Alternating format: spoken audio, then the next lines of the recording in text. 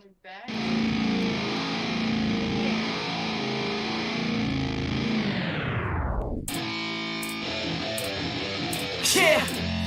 let's go. I'm unstoppable, do the impossible. I'm irresponsible, yeah, I'm phenomenal. I got an arsenal, I'm dropping bombs, you know. No, I'm not stopping, no. Conquer the obstacle.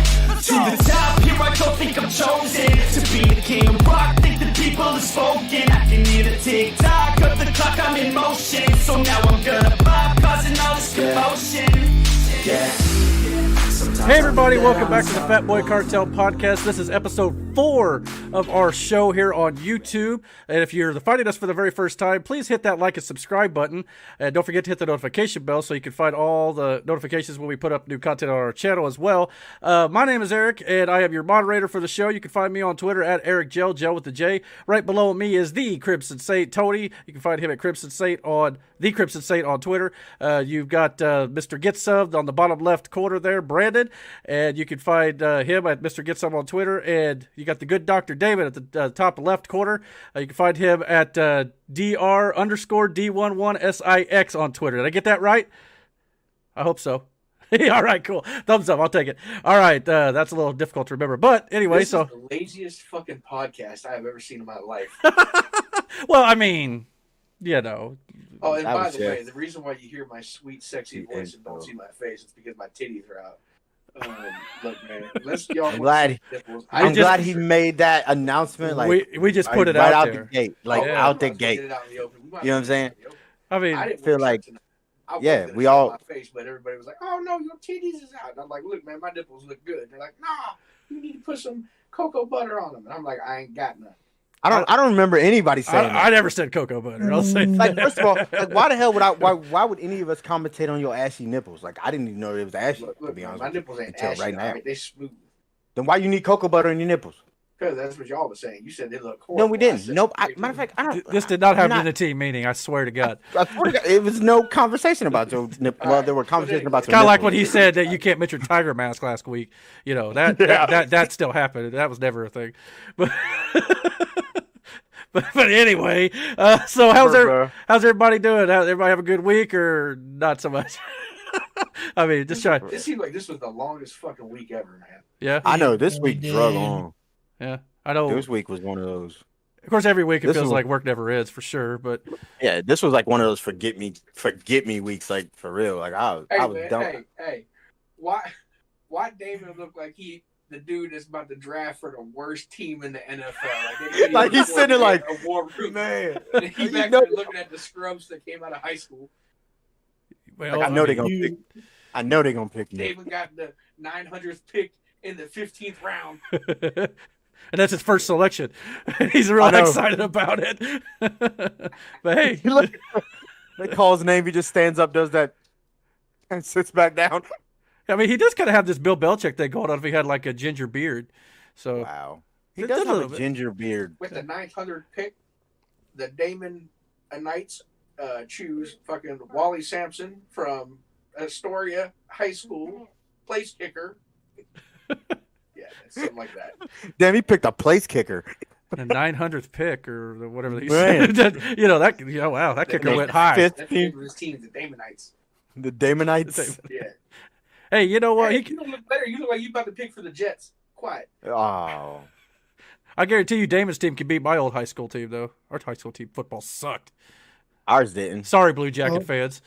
Pretty sure it was Mitchell? Yeah, it was bad. I mean, nobody from Mitchell's watching anyway. Yeah, like the Raiders were like the Harding Raiders back home in Ohio. Like, we was crushing it. I was gonna say the Oakland Raiders or the Las Vegas Raiders ain't very much better either. Nah, boy, Orangey Harding Raiders, bro, they was killing it. Pretty sure Mitchell's like a 3A school, anyways. I really didn't follow their high school sports enough to know, to be honest. I just know I went to some of the games. I just know Bloomington North and South are 5A. Tony, who was it that y'all knew? He played for Ohio State and then he got in all that trouble. Yeah, Maurice Claret. That's who it was. Ooh. Yeah, went to school with him. In the categories of people we don't know. Yeah. You know, hey. But this football conversation is a good little bit of a transition into. We're going to do a little bit of NFL news. We've kind of talked about maybe we might incorporate that into shows a little bit more when there's news to talk about. Obviously, during the offseason, there's not a ton of news to go over. But we did have a few things we wanted to talk about when it comes to the NFL, mostly regarding the draft, but we'll get into that here in a minute. Before we get started, though, we're all NFL fans, so we kind of thought we'd maybe talk about, when we became fans of the NFL, how we became fans of the NFL. Is there a particular game that made us fans? So I just thought we'd maybe start off with that and maybe kind of give everybody a little bit of a history of why we're into the game itself. So there wasn't a particular game for me. Legitimately, what it was at the time, my cousin had an Emmitt Smith jersey, and I wanted one. So that's how I started watching football. And I think the first football game I actually watched was a Dallas Cowboys game. And coming from a household that was legitimately Pittsburgh or Cleveland, and then everybody else in my family is either. So you're in my family. There's Cowboy fans, there's Pittsburgh fans, and then the only odd ducks are myself and my other cousin, who is a diehard Raiders fan. And then me being a Colts fan. No, not. I'm talking about as a kid, and like by, other relatives. But that's it. That's as far as it goes. Either Dallas, Pittsburgh, or like I said, me and my cousin are the only two odd ducks out of the group. But yeah, my first team though, the first team I ever watched was the Dallas Cowboys, and it was all because I wanted an Emmitt Smith jersey. And then that's when I started watching Cowboys, and Michael Irvin, Elway, and then kind of went from there. And then not Elway, Jesus Christ. I was gonna say Elway was never on the Cowboys. Troy Aikman. Yeah, there you go. Yeah, Aikman, not Elway. Jesus. Boy, Nate would be so disappointed. Oh, wait till I tell him. And then there was, that's when, and after, Deion Sanders and all that other shit. Yeah, I can't say there was an actual game or I watched the Super Bowl. No, it was legitimately my cousin had an Emmitt Smith jersey and I won one. Gotcha. That's what started my trip into football. But you said, when did you become a Colts fan? When you moved? No, long before that. So I was gonna say, in Ohio, it's interesting to be a Colts fan from Ohio. No, Peyton Manning. Crap, I can't remember which game that was that I actually watched, and I was like, I like the Colts now. It might be the same one for me, and we'll get into that here in a second. But anybody else want to talk about their first experiences with football or NFL in particular? Super Bowl 39. Super Bowl 39. Who was that? That was New England and somebody. New England and Philly. Philly. Okay, so their second Super Bowl, I believe. I think maybe their third. Maybe their third. It was their third. 36, 38, and 39. Okay. So that's kind of made you a Patriot fan from that game, or just the season, or just the game alone? The game. Okay. They won. I was like, ooh, I'll cheer for the winners. Hey, it's a good place to start, I suppose. Everybody starts in different places. What about you, Tony? I got hungry and followed a football or ice cream truck to a football game, and I was like, "Oh, look at this shit going on!" All the way in Carolina? Huh? All the way in Carolina? No. This was before that. Okay, gotcha. So then I got my WWE Superstars ice cream bar and went back home, and then in 1995, I became a Carolina Panthers fan. My household was always a Steelers fan, a bunch of dirty fucks. Wow. Yeah. Like that Pittsburgh Steelers, a rotten ass fucking team. Only fucking Hill Jackson meth heads like Pittsburgh. You might want to tell your wife, Brandon. Nah, she'll watch the video. Yeah, there we go. Yeah. So what led you to Carolina? Just out of curiosity. Their jerseys, I like the colors. Okay, I'll give you that. Yeah, I got some cool jerseys. Just the powder blue kind of thing. Yeah, pretty much. Because like we call it Carolina blue. Wow. Oh, okay. Yeah, I guess the powder blues are the Chargers, but yeah, you're right. We call it Carolina blue. Get it right, boy. Pounded, bitch. Wow. All right. It's on. As for me, obviously, I became a Colts fan. I believe it was 2002 or 3. It was the year after the Tampa Bay Buccaneers won the Super Bowl. Yeah. And the Colts went into Tampa on Monday Night Football. I was in college. There was nothing else to watch because I had 3 channels. So at the time, it was on ABC. It was the only channel I could pick up from the location I was at on an antenna. And wasn't really a fan. So I was sitting there doing my college homework. And it was the game where they were down, 21 or 24 points with 4 minutes to go in the game. Yeah. And the Buccaneers were already, celebrating the win because they're Super Bowl champs. You know, they think, oh, the Colts ain't got a chance. And this just so happens to be Indianapolis Colts head coach Tony Dungy's birthday. And he's the former head coach of the Buccaneers. And he goes back in there, and Peyton Manning leads him back to tie the game and go into overtime, and we win it in overtime. And ever since then, I've just kind of been hooked. And I'll never forget watching the evening news after the game. And I'll never forget the guy who did the sports section said, for all you people who turned off Monday Night Football, this is why you never turn a game off until the clock is 0-0-0. And so ever since that point, you can almost say it was Peyton Manning, but the entire team won me over. And ever since, I've been diehard. So... Well, I mean, after that, it was probably just a few Super Bowls here and there, but then probably around 2005 when the Colts really started, like around 14-2 seasons, that's when I was hooked, and I never looked back since. So, yeah, hopeful for this season for sure. Yeah, about that. Yeah, about that. We'll see how Wentz goes. I know you guys, you got some thoughts on that for sure. Maybe we'll see how it goes. For sure. Like, why? Any sane person would. Well, I agree. There's some concern. My concern right now is the left tackle position, but we'll get into that when we do the draft stuff. But one of the big news or stories that came out of the NFL this week was actually the night of the draft. Aaron Rodgers apparently wants out of Green Bay. Yeah, go ahead, Brandon. What was your thoughts? So, I was talking to Barkis. I don't even know why, because he wants to talk about the Dolphins. Yeah, Dolphins fan. Yeah. So again, Barkis, fuck them Dolphins. Anyway, subscribe, Marcus. Fuck them fish. Yeah. Fuck them. But we were talking about that, and I go, I wonder if he'll end up doing, because I don't think he wants to not necessarily play football. I just think he wants out of Green Bay. And I'm like, I wonder if he'll do what Brett Favre did, retire just to get out and then go somewhere else. It's possible. But then there's also there was talk the last couple days now that apparently Adam Schefter, who I guess ran the story on draft day, I don't know if it's true or not, but someone said that he didn't even have sources and he just kind of threw the story out there. If that's the case, you should not be creating drama like that. Now, that doesn't sound like Adam Schefter. I wouldn't be surprised. Really? I mean, I know a lot of times, from what I've seen, his scoops are pretty accurate, but I don't know, man. Been in the it's been all over the place. That they're Aaron Rodgers either wants out or he's not happy where he is. But... Well, right. I mean, no, I don't think he's been happy since they drafted fucking Hundley. Okay. Well, I know for a long time that's been a while ago. Yeah, I mean, obviously the organization has not done a whole lot to put weapons around him sometimes, especially in the first round. After they lost Jennings and oh crap, I can't think of his name. The name Jordy comes. Jordy Nelson.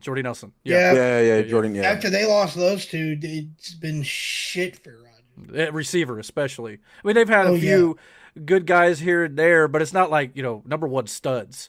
The only other one that's stepped up is he wore number 17. Oh, Devontae Adams. Yeah, and he's a stud. Yeah, Adams stud. is still good, but outside of the Adams, it's nobody. Mm-hmm. Now, granted, Rodgers has made those guys better, just like Peyton Manning used to make some guys better. And I do think Aaron Rodgers in Green Bay has a stud running back. But I mean, I can understand his frustrations, especially you're switching coaches, and I mean, I know he's kind of just butted head with the front office for a long time. So I mean, I wouldn't be surprised if he just holds out. Now, granted, there's also talk that apparently there's a lot of guys in the NFL. Apparently, if teams trade them before June 1st, that they have to pay them more of their contract. But if they wait until after June 1st, they get a reduction on how much they have to pay. So we may see some of these guys traded in about a month's time from now. And if that's the case, we very well could see Rodgers. I know Denver has been putting together big trade packages to try to get him, but I don't know if they're going to pull the trigger on it or if Green Bay even wants to let him go. That's another concern. But I mean, I can tell you right now, Green Bay, as they said, draft night, just no. Well, I mean, they would have. I mean, you could clean up with it. They weren't even. I mean, you could get a lot of good stuff for them, but they're like.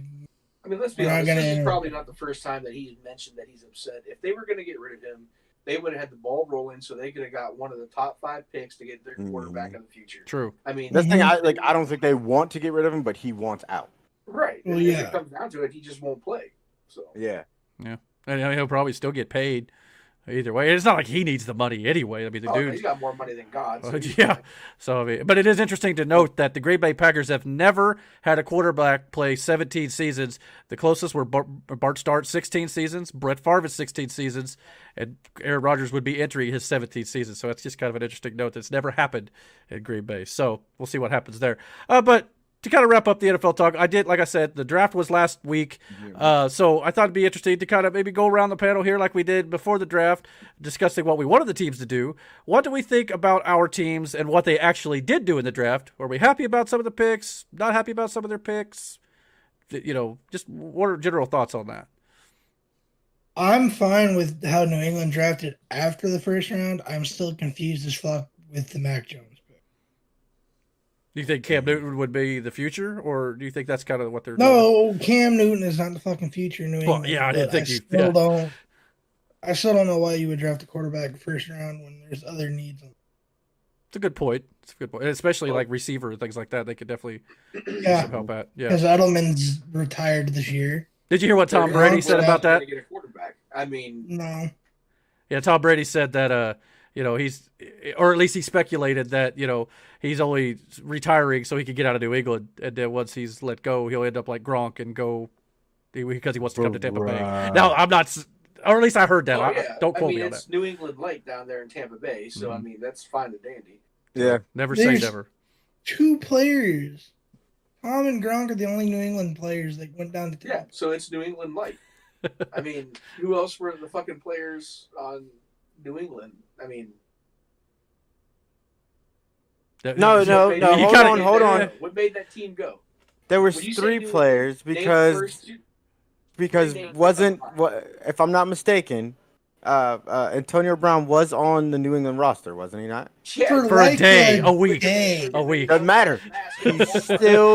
He still was on the roster, so he was a Patriot. Well, He also went to Tampa Bay. to be fair, a lot of the years the New England Patriots had great success and won Super Bowls. They had good defenses, good run games, all that too. They necessarily Don't weren't forget big they name had a guys Kicker to win the game for him too.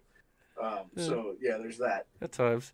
But I mean, a lot of times they were able to win with names that were not considered superstars. I'm gonna kick a field goal in the last 3 seconds because I played pussy football. Wow. Bruh. I'm sorry, David. Bruh. I mean, it's It's nothing fucking new. yeah. The Patriots have gotten this shit. You dirty fucking cheating pricks! I hate you guys. Fucking inbred Steelers. Jesus Christ! Fucking you beat my Panthers with a field goal. You fucking. Oh, that's where this comes from. Okay. Time out. But y'all remember the time that Pittsburgh beat What do you mean, remember time? shit Isn't he fucking Michael the Jackson? shit out of the Panthers? You remember that game? Wait, who? What? I'm sorry. What did you say? The game where Pittsburgh ran the score up so high, they ended up taking all their starters out and played their secondary for the last quarter. You need to give me some proof of that. I don't know what the fuck you talking about. I do, because that's the game I will never forget, because that's the game in the fantasy league where Miranda beat the shit out of Chris because she had all Steelers, well, half the Steelers roster was on her team. And they ran this, and she had Christian McCaffrey. She had Christian McCaffrey as her running back in that game, and he was the only one that played football that night. The Panthers got fucking destroyed that game. Probably not. I want to see a score. Give me a score. Give me a game. Hold on. Oh, here we I'll go. pull it up. Well, while we're waiting on Brandon to pull it up, Tony, what do you think about the Ben's Panthers too busy draft? raping women to go. Oh, ahead and fucking- mine. Never mind. Wow. I was trying to move on. Nah, nah. No. Yeah. But what do you think about the Panthers draft, Tony? I was happy with the Panthers draft, Yeah. to be honest. Quite frankly, I don't know why we took so many fucking cornerbacks. We had J.C. Horn, okay, Yeah. fine and dandy. Let's move on from the quarterback position. I don't think we need fucking things we got. But hey, that's all right. I still think we did good. I'm happy. We addressed some needs. I think we will be a force to be reckoned with this year, even with Sam Darnold. Okay, yeah. Yeah, I mean, to me, obviously it depends a lot on Christian McCaffrey, but I think he'll be ready to go. I don't see why. What did he hurt? Do you remember? I'm sorry, what did you say? What did Christian McCaffrey hurt himself on last year? Like, what was his injury?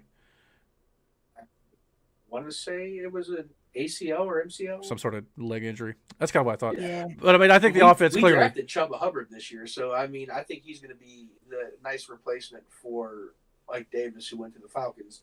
Okay. So the kid's young, he's got wheels on him, and he's a stud. So I'm really happy about that. Okay. Did they do anything to address? Was it Curtis Samuel who left? We actually did draft 2 wide receivers. I'm trying to think of who they are. They were in the later rounds, but we have somebody who is how they described him as Kermel as Curtis Samuel S. Oh, okay. So I can't think of his name. Like I said, it was a late round pick. But in the same vein of the type of receiver, yeah. Correct. Okay. Did you find that, Brandon, or no? Yep. Okay. November 8th, 2018. This is when Miranda was playing fantasy football with us that year. The score was 21-52.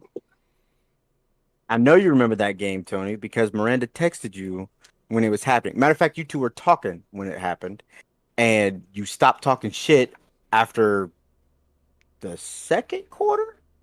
It's because I had to go to bed, first of all. Nah. People had To be work. honest, I'd probably would have blocked that out of my memory too. I remember when Jacksonville ran all over Indianapolis. That was horrible. But the Colts won the Super Bowl that year, so I digress. But That was the year that was that the year that Le'Veon Bell was doing that holdout shit, and then James Conner just kind of took over. What, with the Colts? I think you're thinking of No. 2019. 2018 or 2019? 19. The year? Okay. I can't remember which year it was that Because Le'Veon last didn't year play. was his first year. 2020 was his first year with the Jets, I believe. And Yeah.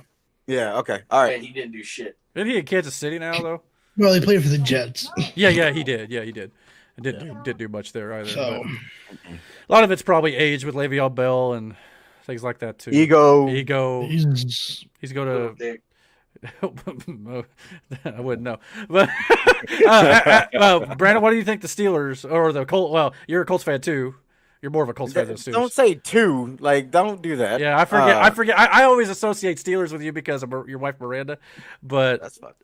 I don't know why. But you're a Colts fan. So what do you think the Colts did? I mean, we talked about this at work. My concern was along the same line as yours. Our offensive line was what I felt we needed a lot of work in, and we needed some other people to get the ball too.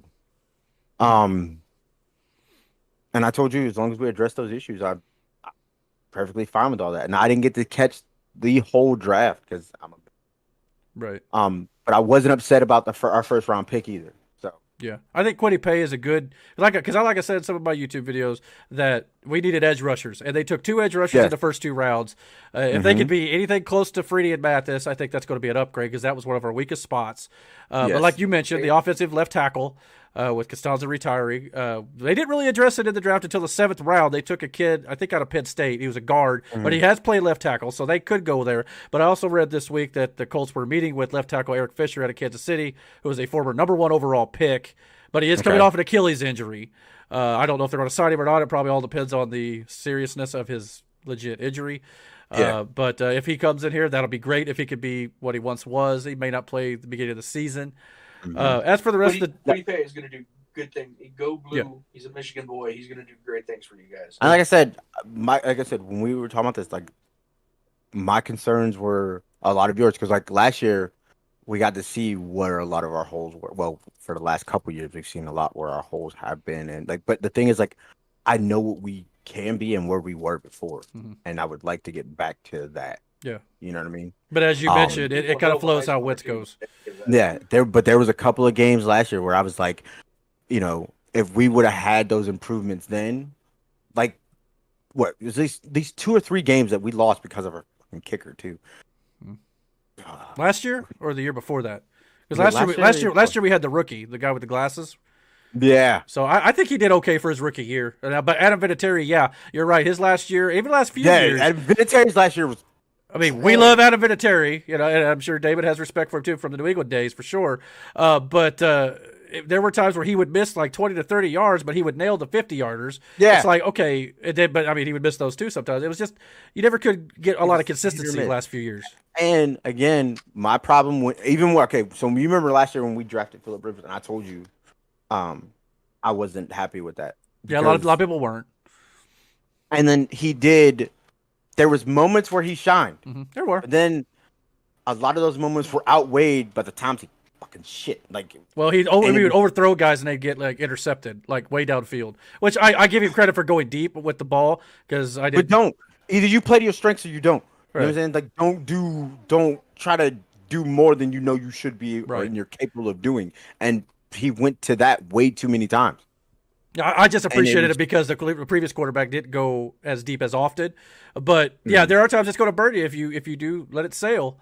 It's going to happen. But I mean, again, we'll see how Wentz goes. But as for the other picks the Colts took, they took a tight end, which I thought was like, why would you take a tight end at the 4th overall pick for us? It was our 4th round pick. But then I realized, I didn't know this, but they let go of Trey Burton. And they didn't know at the time if they were going to have Mo Alley Cox back. They did finally sign him back, so now we've still got 3 tight ends.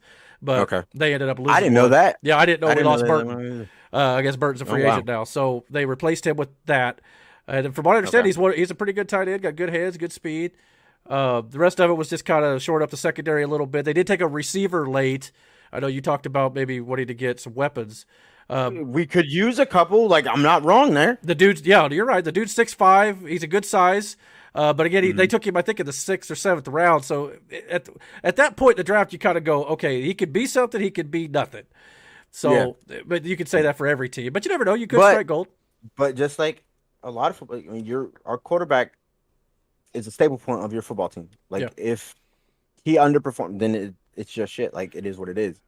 Well, you did hear the Colts took another quarterback in this draft too, right? No. In the sixth round, they took Texas quarterback Sam Ehlinger, whose brother just passed away this week too. So our condolences to him. But yeah, they talk like that kid's pretty good. Now there was another 6th round quarterback who ended up being the greatest of all time, and Tom Brady. So you never know. But we've still got round 6, pick 199. But so we got him, and then we still got Jacob Eason that we drafted last year. So we've got a couple of options in case Wentz either gets hurt or is it up to snuff. So we'll see what they do. He gets hurt is what you mean. That's possible. But yeah. So with that, I guess we'll move on from the NFL talk tonight. But yeah, that was a good conversation. I like that. I'm telling you, first game, it's gonna blow an ACL or some shit. I hope not, man. I mean, I hope good things for Wentz. But like again, it just depends on the injuries. If he could stay upright, I mean, with Reich as the head coach, his offensive coordinator, when he had his best year, I have hope. But yeah, you're right. There is concern there. All right, so let's move on to our next topic this week. What's our Would You Rather segment? Oh God, Tony had an idea for this one this week, so I'll let him go over what the options are for us to choose from if he's up for it. Is he alive? Is he alive? Kind of. This week's episode of Would You Rather. Speak up a little bit, Brady. Yeah, you're too quiet. What are you talking about? Can you hear me now? Yes. Good. Okay. The sultry sounds of the Crimson Saint. Oh yeah. He is half naked, probably sitting in a bubble bath. Please don't turn on the webcam. Please don't turn on the webcam. Actually, right now I'm sitting. Got some candles lit. You sound like Quagmire. Oh God. No, he sounds like that one dude. Oh God, it's from Family Guy. I can't remember the guy's name though. So what we're going to do now is we're just kind of want to turn. So would you rather? Okay, good. Sit in a let's see here. Sit in a pool with a great white shark while you have a lesbian on her period strapped to your back, or would you rather give mouth to mouth to a piranha while you have a bloody lip? Like, here's the thing: the shark's not really going to react to that situation. Why? It's going to smell that blood. And it's going to go nom nom nom nom nom nom. No. Oh, hey, a little nibble on your hairy First leg. of all, it's not gonna because like sharks are ambush predators, so therefore the pool's not deep enough. Fucking jackhand over here. What you mean sharks are ambush predators? They are. Blood in the water. Your ass is done. No. But Here's the thing. Here's the thing. I would still take the shark because I have an extra person with me. So therefore, she's not going to be attached to me very much longer anyway. So, you're going to make sure you get there and wait. At that point, man, it is what it is. Like, fend for yourself. I'm out. Like, I ain't got no problem dunking your head underneath the water long enough for me to get out of the water. Look, she's gonna take her Karen ass.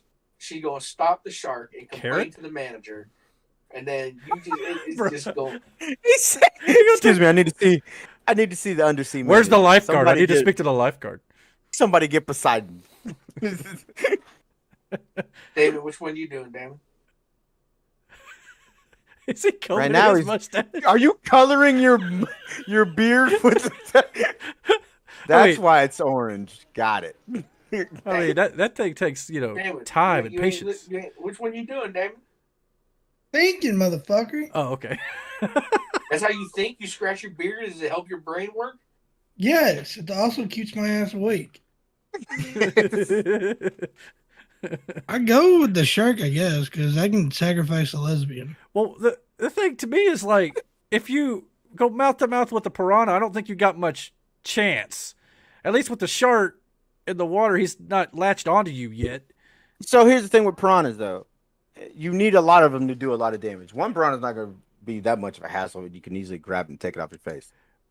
I'm But not giving the it mouth to shark, mouth. regardless. Yeah, but the shark, regardless, even if it's a test bite to see whether or not you're edible, Mhm. its mouth, like it's still, you know what I'm Yeah. saying, like Yeah. significantly more damage. So again, if there's another person with me, somebody else is taking that hit. Like I'm not doing it. You know, No. like it is what it is. I mean, I guess I would probably take the shark, but I can't swim, so You can't swim anyway. So yeah, so I'm kind of screwed. either way, you're but screwed. he said it was in a pool. Maybe Alright. it's a pool that's not real deep. Here Maybe we I can go. stand up in it. Would you rather part 2? Okay. So would you rather lick the urinal at a busy truck stop, or would you rather eat a toasted cheese that fell on the floor at an adult movie theater? A toasted Oh cheese. my I'll be god! Be damned if I'm licking a urinal at a truck stop. I'm hoping that the You adult. would- wait, Okay. wait. You would rather eat the toasted cheese off the floor of an adult movie theater where they'd be jerking and quirking all day. I'm hoping that in between showings that the theater crew cleans and wipes There the floor. is no theater. Good point. It's like the fucking movies, Eric. Well- There's the right to refuse the answer. That's a good point. Smart move, David. Dude, I'm licking that urinal. I'm licking. You that urinal. gonna get a bum bump You know what? and your tongue gonna fall Look, off. I just said urinal. I didn't say where at, what part. I just said urinal. I'm actually inclined to believe, or go. I'm with not Tony on this licking one. the handle, none of that shit. You're going to a place where I promise you the STDs floating around there are a lot worse. At the truck stop. Yeah, Well, you got I mean- you got lot lizards. They don't know where them truckers have been, to be honest with you. How long they No, I spent think on we're the road. stereotyping What you truckers. think- Solo what you think an adult movie theater. They for got fucking prostitutes. They got Same fucking- situation. Either way, you I'm walking out. Look, either one, you walking out scratching something different. Guarantee you.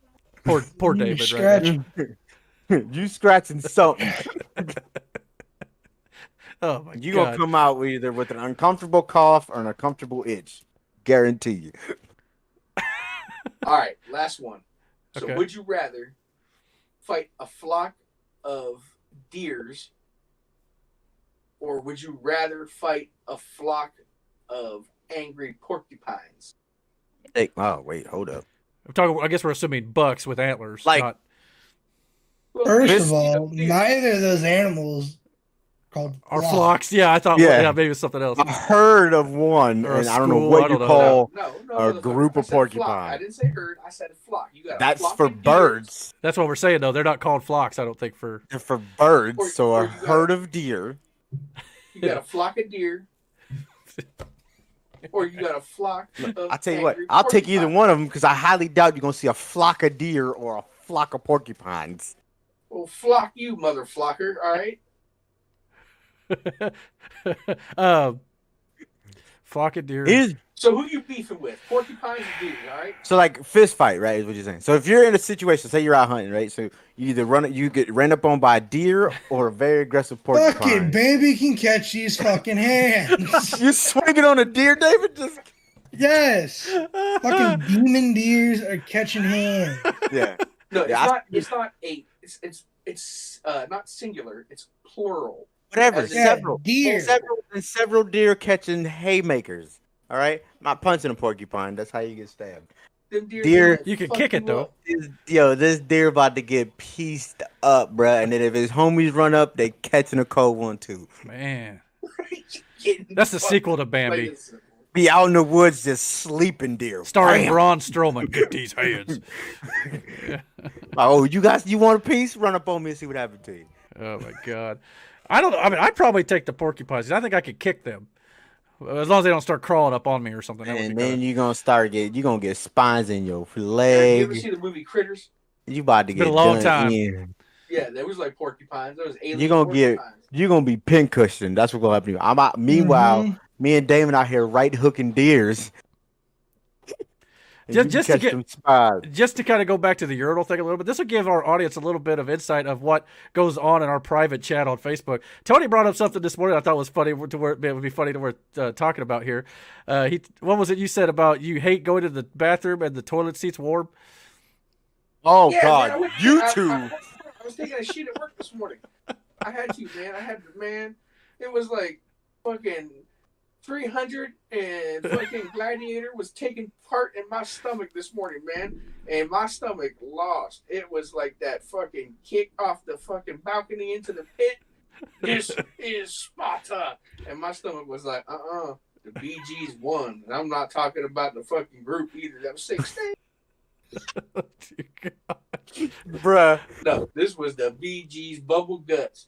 Man, I was blowing it up. So, anyways, I sat down and it was fucking warm. Like, I don't mean like warm, like lukewarm. I mean like motherfucker was just on it. Wait. So somebody like legit got up That- and then Why I don't shit in public. And that's why you're gonna have shit stains in your underwear because you're gonna do this by accident and you're gonna have it's gonna slip out something. you're gonna be mad constipated. Like you ain't gonna be able to shit for a week. That- that is hard to believe you've never, like, had an emergency. You big ass mouse. You already gonna Like- be cheesed up. Like The last time I took a public shit was like 2012. Jesus what Christ, what traumatized you enough for real. that was like a thing? What I'm more happened? impressed Did that he your remembers foot the slide year. under- Did your foot slide under the other stall and someone tried to grab your leg? No, exactly what Tony's talking about. So I you- hate sitting on warm ass toilet seats after somebody just gotten off of it. Someone grabbed your foot. Even in my own fucking house, I hate that. So what is it like? Let me get this straight. So y'all rather just if you got a shit that bad, right? And I you got go a into a shit or bathroom, anything. I want you the want that bathroom- seat to be cold as hell. Yes. Yes. Yeah. Yeah. Look, man, but Yes. I'm telling you, it's something in the water or food at GM. Every time you walk into a men's room, it don't matter which one it is, it smells like fucking hot dick and ass. Just No, beefing, listen, like they okay. just fucking Take an air freshener. It's So, just, Eric- it's fucking horrible, man. Eric, I may have told you this story. There was one time at work, I went to the bathroom, and there was what only I can assume was a tennis shoe size shit in the thing. Like it wasn't flushing. And I'm not going to the name water- names because we're getting people in trouble. Yeah. And I'm like, first of all, where did it come from? I But it got, was I like- got my suspects. It was like fist size, dude. Like it wasn't going down at all. And I'm like, who birthed this? First of all, it's a small child. I have two people in mind, and again, I ain't gonna say who they are, but Eric, you know one of them I was talking about, because that was like the only person I seen who came out of there, and I'm like, whoa! I've got a If similar you- story. If you were shitting Subway sandwiches, $5, $5, $5 foot long. I'm not kidding, dude. Like this. Ooh. Mm. I love how where this topic derailed, but hey, that's part of the podcast. This is live, was- ladies and gentlemen. I've got a similar Massive. story. All right, I've got a David. It was similar story. massive. Go for it, David. It was 2006. It was a youth group trip. We're down in Tennessee. We're staying at a college. All the boys are in one dorm, girls are in another. 2 bathrooms. I have to go take a shit. I go take a shit. There is just a mountain. Just a mountain of shit. Yeah, it On the toilet or in the toilet? In the toilet bowl. Okay. It's like soft served ice cream Oh, in a my. bowl. Did it come up past the toilet seat? It damn near did. Bruh, so you mean to tell me somebody just left a mountain, a pile, a literal pile? Yes. No plushies whatsoever, just a pile. Oh, I thought you said plushies. Yeah, no plushies. Yes, it was purple and blue. No, wait. Yes, because for our like our logo. Bruh. Yeah, pretty much. David look up and goes, the only thing we really had to drink that week was nothing but like the little Gatorade bottles, and that's all we had to drink that week. Oh. I know we all know who did it. Wait, so you know who did it? It was yeah, girl, wasn't it? No, it was someone I've known since then. He'll deny it to this day, but we all know it was him. Wow. That's All right, so this has been a would you rather? Yeah, a lot of people are going. Would I rather turn this show off or continue? Good or bad? But hey, motherfucker never even turned it off. yeah, that's not. Don't Hey, blame hey, you. we'll get Don't there. blame him, We'll but get there. please don't. We're only 4 weeks in. You can't expect everything overnight, obviously, which I know we don't, but it'll come. Hopefully. I'll save that story for another time. All right. Yes, let's do story time for next week. We've got a lot more to cover before the show's already here. All right, so let's move into our movie news segment of the week. A lot of movie news dropped today. There wasn't a whole lot in regards to movie trailers. We did do a few trailer reactions, though, so check those out on our channel. But Tony mentioned earlier, before we got to recording, a new movie's coming out next week called Spiral, which is a reboot, I guess, of the Saw franchise. No, it's Chris not Rock? a reboot. It's called Spiral from the Book of Saw, and basically it's picking up after probably the last Saw movie because they mentioned that Jigsaw is dead and the fact that it's a copycat killer, and so it's just another iteration of Saw. Okay. Torture porn. Okay. Yeah, I haven't seen the trailer, but and you know me, I'm not the biggest horror guy in the world, but I mean, I thought you said for a hot second the biggest horror guy in the world. I need to enunciate better. I know horror, but so horror. Horror, but Horror. but you're not a fan of Chris Rock being the lead, maybe? Well, Chris Rock is in it as the lead, and then his father is played by Samuel L. Jackson, Oh, okay. who is a retired cop. So there's going to be a lot of motherfuckers, I'm sure. Yeah. Yeah. I'm tired of this motherfucking puppet and this motherfucking movie. At least they don't edit it. Hopefully, like they did the Snakes on a Plays on the TV version. Did you ever hear how they edited that? God. Yeah. Mother flipping played on this Monday to Friday play, or mother flipping snakes on this Monday to Friday play. Yeah. Oh my god. Terrible. It's bad. Yeah. So, I like Saw for me. Like I think Saw 4 was the last one, and then I watched them after that. How many Saws are there now? This would be Saw 9. Saw 9. Oh. 9. Okay. You don't feel like it's the Fast and Furious of the horror franchise? Or the horror series? It is. All it is. I mean, a lot of horror movies do this. Don't get me wrong. Saw is nothing but torture porn. Okay. I mean, I've seen like. I mean, he ain't wrong. Spoofs. Torture, maybe, but I never found an urge to jerk it while I was watching Saw. That's for sure. I think it's more There of are an like expression. 7 billion people on this planet. I'm sure someone whacks it to that. There's probably something whacked to this fucking podcast just to see your sultry ass. But yeah.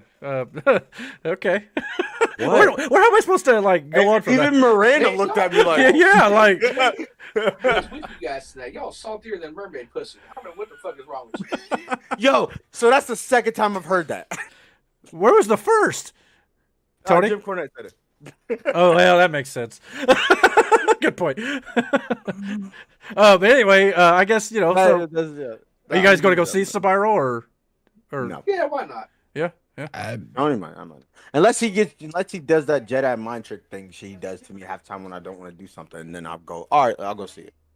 Gotcha. You talking about Oh. Oh, wait. Oh, shit. Wait. I got to tell a story. All right, go for it. All right, Brandon, this is for Brandon, but the rest of y'all can listen. Do you remember when me, you, Hippo, Mama Hippo went up to Cleveland And you almost killed me twice? In the car, right? In the car. Yeah. You remember? You want to tell the guys that? Elaborate. story? All right. So we were going to this wrestling show out in Cleveland. It was me, Tony, Hippo, and Mama Hippo was his wife, right? We went to McDonald's Hey, your dumb before ass the show. fell off the curb. All You right, didn't know hold how up. to step off a curb. Time out. There's a reason why I fell too. So Oh, that's right. What did I do? What did I do? we're leaving McDonald's, right? And I have my hands in my pocket. And like, you know when you know somebody well enough to know they're about to do some shit? That's how I know Tony. Hippo is in front of us going out the door. Mama Hippo's right behind him, and then I'm behind her, and Tony's right behind me. I look at Tony as we're going out the door, and I can tell because he has this. When Tony's about to do some shit, he has this smile on his face that means, watch this. I'm about to get. So I already knew something was about to happen. And you know when you go to McDonald's, you know like the drive-through lines like right here or whatever, and then you cross the parking lot. So my hands are in my pocket, and I'm paying attention to him. There's a group of people right at the door, like in the table sitting there. So as we open the door to leave, Tony leans back and goes, like loud as shit. He barks inside this thing, and everybody jumps and stares at him at this point. I start laughing. I throw my head back, take a step off the curve, and just fall forward, like face first. Mind you, hands still in my pocket. Oh, So I'm like, bam! I never took my hands out my pocket. you pulled an Orange Cassidy. Yeah. Don't ever. Wait, I'm just. Come on, have fun with it. Go. Anyway. But I smacked the ground, and I'm still laughing, face down in the dirt. So not only did Tony bark, which then made everybody look at me, but then I fall face forward, hit the ground. Mind you, none of these assholes helped me up because Tony True kept friends. walking. They laughed, right? Yeah, laughing his ass off. I finally get up to turn around to see everybody in McDonald's at this point now looking at me, and I'm like, all right. We get in the car. Tony backs out of the parking lot, turns on a one-way street the wrong way In the incoming traffic. into oncoming traffic. There's a lady in a car coming right for us, but there's a parking lot right over here that only goes in one way. The wrong way, because that's where Tony at the last second yanks the wheel. I look at this lady in her face. We make eye contact. She screams, I scream. Tony swings the car in. We hit We the all median, scream for jump ice cream? over. She slams on her brakes. The machines Tony are probably hits broken. the It is gas. McDonald's. Tony hits the gas, and we speed through this parking lot, come down the other side, shoot it. The whole time, Tony's laughing like a fucking maniac. I almost died. April, or Mama Hippo, and Hippo are in the back seat, clutching each other, screaming. And I'm like, what the fuck? And Tony goes, I got this. I was like, no, you don't get to go fucking whoo after that. Like, So that brings me to the story that I'm going to tell you. then it gets worse when we get there to the show, too. Oh no. A week or two ago, me, Laura, my niece Madeline, my niece Josie, and their mom, my sister Tammy, we're up in Carmel, and we're going to World Market up in Carmel. So I missed my turn. I missed my exit. I'm like, all right. So I'm driving down, and I put the GPS on just in case I missed something, because I was like, I know I don't go up there often, but I know I'm good enough. So, anyways, I get on the off ramp, and it's a roundabout, but the fucking GPS says make a hard left. Okay, GPS says it. That must mean it's true. You ever see The I Office? make a hard left. Oh, no. First As soon as I mistake. make that hard left, cars are honking and beeping and this and that because there's another car coming straight for us because it's a one way. It's I was going the wrong way. What is it with him and Oh one-way my streets? God. So, Dude. at the last minute, I again cut the wheel because it's like there's another ramp to get back on going the other way right there. I just Oh had to my make God. it through that first little obstacle. It said make a hard left, god damn it. I didn't realize I was really at a roundabout. I thought I was just at a turn. But yeah, there was someone coming the other way and I was going there and there was cars honking trying to warn me. Good thing I just cut that wheel and said, God. Jesus, we doing this. Take the wheel. Man, that motherfucker. He said, for the second time, I'm doing it again. I got And I was this. laughing my ass off the whole time there, too. Dude, he legit. After we come out of that parking lot, right, and we hit the right way at this point, he looks at me and goes, "Who? And don't you who me?" I saw the fear in that lady's face. We made eye contact. She probably has nightmares about that night to this day. No, he doesn't. He was laughing. But you said it was a she. the No, I whole think time. it's- Oh, Tony. Yeah, I meant her. Yeah, Yeah. Tony don't care. Oh, for sure. Tony was laughing the whole fucking time. And then, so then we get to the wrestling show, right? There's a guy who used to be at all these shows, and he was a real, He's a fucking mark. yeah, That's all. like He's a mark. hard. But he's in the seat right in front of us. And he's a tall motherfucker. He makes Yeah. you look short, Eric. Man. So, me and Tony are like here, Hippo and Mama Hippo over here, and then there's this lady and her grandson and her son are right next to us. Tony and this dude, because we know each other, start going back and forth. And like Tony's just going in on this cat. To where these 3 strangers, we have no idea, are getting a kick out of it so much that they are then inputting things into the conversation. And this is where the conversation takes this turn. And I have never laughed so hard in my life. Because the dude had said something to Tony about either his weight. No, he was standing. He was like the only Yeah, he one was standing up. He was the only fucking one. and sit down. And he's like, stand your fat ass up. And Tony goes, "Listen here, Captain Comb Over." The moment he called him Captain Comb, my man's face deflated. Wow. He sat down. And he started And then- fixing his hair. He started. Yeah, he started fixing his He got hair. all subconscious. And then from that Self-conscious. point on, it was us sitting there talking about his hair. Oh, What we we roasted the didn't shit know out at of that him. one point, we didn't know at the time that his dad was there too and was sitting next to him. So the couple or the people that were sitting next to us, the one dude is laughing so hard he is beat red because we were sitting there talking about. I wonder if it's alive. Oh, God. What do you feed that thing? Like, for the wrestling show did not matter at that point. No. Once this was established, we spent our whole time talking about his hair. Oh, man. And I was like, if anybody ever wanted to hurt us, it was him at that point in time because we did not let off the gas. At that point in Once it time? started. I'm pretty Yeah, sure he's once still it plotting your started, murder to this day. It was over. Which is my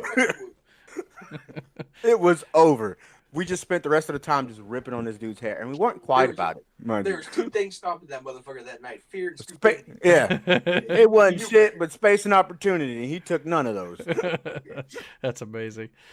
All right. Well, That was a good time, man. that's awesome. Captain Comb Over. All right, well, let's try to get back on track a little bit anyway. I mean, I love how we're getting all these stories. We got to do this more often. That's awesome. But we do got some more topics to get through. We watched a trailer for Marvel, Celebrate the Movies. We got our first look at Eternals. We also got the release dates for Antman 3 and Guardians of the Galaxy Volume 3. And we got titles for Black Panther, Wakanda Forever, and The Marvels, which is the Captain Marvel 2 film.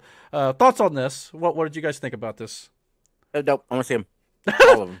Short, I asked sweet. someone random too, because Yeah. she's been yelling at me too, because we need to watch the last episode of Falcon and Winter Soldier. Oh, man, get on that, dude. That was great. I know. Yeah, that was real good. Because she almost got a spoiler the other night. I'm surprised and she goes, "We have hasn't." to watch this." She goes, "We have to we almost spoiled it." And I was like, all right. So we had to watch it. Oh, she knows? No, she doesn't know. Oh, she thought she did. started Okay. started to read it, and then she realized what it was about, and she stopped it. But yeah, I'm gonna show her that so she can see all the movies that are coming up too. Anybody else got thoughts on this trailer we watched? It's hit or miss for me. Yeah. I mean, I'm actually more excited about the lineup for the Disney Plus series, like Moon Knight. Yeah. I can't wait to watch. Can't wait for that. That's I, gonna be I, dope. agree, I agree with you. Hawkeye looks cool. Mm-hmm. She-Hulk. Yeah, I don't really care about Miss Marvel. I don't care about Miss Marvel. I don't care about the Marvels or whatever the fuck you're calling it. Right. Don't really care about the Eternals. Am looking forward to Guardians 3, Spider-Man, yeah. Shang-Chi, Shang-Chung, Shang-Chun, Found out it's General Tsao, I found out it's pronounced Shang-Chi. That the actor himself Shang-Chi. said it. Yeah. Shang John Silver's. Yeah. Looking forward to that. But it's hit or miss for me. Yeah. I What do about like the Doctor fact that they Strange? showed that 4 logo Well- at the end. Yeah, Yeah. the Fantastic Four logo at the end. That's true. Which has not been dated yet, but they are going to do a Fantastic Four movie. Yes. There's a lot of people are speculating that the Fantastic Four movie will be the very last movie in Phase 4. I can see that. Mhm. So that's why they did that. But who knows? We'll see. Oh, you think I'm asking you this, Tony. Because I don't. Well, and Eric too, because I don't know anything if you know the whole thing with the whole Venom thing. But you think we could see Future Foundation? And I'm not even sure what that is. Not right away. no, but you think? I mean, I would love to because of the characters involved in the Future Foundation. I don't see that. They still got so many things they got to get off the ground before they can even worry. Well, about that to me, it all depends with Sony with the Venom stuff. It's not technically connected to the MCU. I don't know if you're talking about the MCU or just Sony in general doing it. Well, I mean, Well, I know Sony they wouldn't talk be about able to doing do anything with the Fantastic Four. No, because that's but strictly Marvel. I would like to see Venom in a Marvel Cinematic. Well, Venom has ties to the Fantastic Four. Yes, Because that's what I'm saying. The origins of the Venom symbiote, the black suit, was when they were on Battle World. I think it's for Secret Wars. Yep. Peter Parker's suit was destroyed, so that got attached to him, and then he brought it back, and Reed Richards had to get it off, and this and that. And yes. Okay. So I mean, the Venom suit does have ties to the Fantastic Four, and if That's why I'm asking. Yeah, I mean, it just depends. I think they're going to be more worried about getting the Fantastic Four established. But who would be the villain for this one? Kang the Conqueror is supposed to be the next big bad. He's in Ant-Man 3. And he has a history with the Fantastic Four as well. And that could be a thing. If Kang is going to debut, obviously, before the Fantastic Four film comes out, he could be, I mean, it's not going to be Galactus. It's possible. I think Galactus should be like the last villain they do ever in the Marvel Cinematic Universe and get like a grand finale with Galactus. That's what I would do, but that's probably years down the road. As long as it's not a floating cloud in the sky like it was in that one Fantastic Four movie. There's no way. No, they do the humanoid version. It's gonna be Dude, good, man. I would love to see the MCU's version If they did that, of Silver Surfer, like legit. like literally bring It's back been every fake Marvel character ever. Yeah. We watched we did the trailer reaction for A Quiet Place, which has John Krasinski and Emily Blunt, his wife, which it is heavily been rumored that they are tied to the Fantastic Four as Reed Richards and Sue Storm. That'd be That dope. would be, yeah. That's what all the fans wanted. I agree with that 100%. That would be And it dope. says, if y'all remember too, John Krasinski was one of the runner-ups to play Captain America when they cast Chris Evans. So, so he was up for the role. So it makes sense. He's already got ties with the MCU. But yeah, I think that could be great. Reed Richards would be much better for him. I do too. I was about to say something. I think it would have worked out for the best if this does happen the way it is. Side note: Did you guys see the thing where? I forget what it was. I think it was the MCU to ask Ryan Reynolds to play nice with Disney. So I guess because they wanted to bring him into the MCU fold somehow. Well, and that's interesting. They've already announced that Deadpool 3 is being. It's coming. already in production. And it's their first. It'll be Disney's first rated R. Supposedly, unless Blade beats him to it, I don't know which is going to come out first at this point. Blade is going into production next summer, which is one of the next topics we're going to get into a little bit. But did you see that Hugh Jackman actually said if he can get a good script, he would come back? I saw that rumor. The website I read it on is totally bogus, but never say never. I mean, I know he has said in the past he would love to have been able to be in an Avengers movie, but all I care about is I get Deadpool and Wolverine on the screen at one point in time. That would be cool together with Spider-Man. Just to hear the have conversation. To do it right though, they need to introduce Wolverine not in a series and not in his own solo movie. Wolverine needs to be introduced in the next. Well, you can't necessarily have a Hulk movie because of Universal still owning him. Yeah, but I know, which fucking sucks too. Wolverine in the comics was introduced as in a Hulk comic. He was fighting the Hulk for the government. Yep. Well, you need to understand too, the whole Hulk thing too. Universal owns the distribution rights, but Marvel and Disney do own the Hulk character.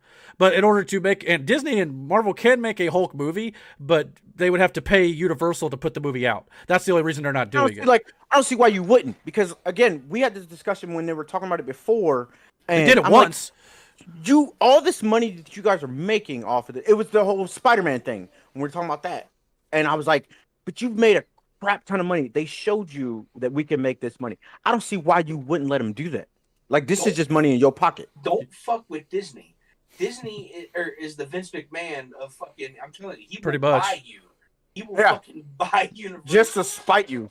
And then and so don't. And then you get nothing. Like you would. I would rather take my piece of the pie than have nothing. You know what I'm saying? That's why Marvel's able to do Fantastic Four because they bought fucking Fox. That's right. Yeah. They couldn't get everything, so they just bought it. Like, fuck it, we'll buy it. Like, we'll just buy Fox. We'll get our shit back. Part of me wishes they'd buy Sony so they get all their Spider-Man stuff back too. I but think that's coming. it very well could. Yeah, I was about to say, I think That's been rumored for at least a couple of years. And I'd be down for it. If Disney wants it bad enough, they'll just wave the biggest fucking chunk of money they've ever seen in front of them. The only thing it won't even hurt Disney one bit. Well, the only thing I think is stopping them is the money they just spent on the Fox deal plus the pandemic, which has kind of hurt them a little, but they still got boatloads of cash. They still got cash. Yeah, so I mean, but I yeah. mean, tell me, their movies. By Phase 5, they'll fucking have every one of their properties back. I guarantee. And the only one they're missing is Spider-Man and the Hulk distribution. Right. But yeah, you're right. So that's very well possible. But let's jump back a little bit to the Guardians of the Galaxy news right quick. I want to touch on this. Dave Bautista come out this week, and we're wrestling fans. We all know Dave. He's basically said that Guardians of the Galaxy Volume 3 will most likely be his last go-around as Drax. Now, he did come out also today and say, now that doesn't mean Drax is going to stop being in movies, but it'll be the last one for him. And if you know the backstory with him, after James Gunn got fired for some tweets he did, he kind of went to bat for the director, and I think he kind of soured on Disney and Marvel a little bit after that fact. But he's coming back for Guardians of the Galaxy 3 and Thor: Love and Thunder. But did he just confirm that he's dying in the next Guardians film? I don't think so much that he's dying. I don't think he confirmed that. But it's just like you said, he's probably done with it.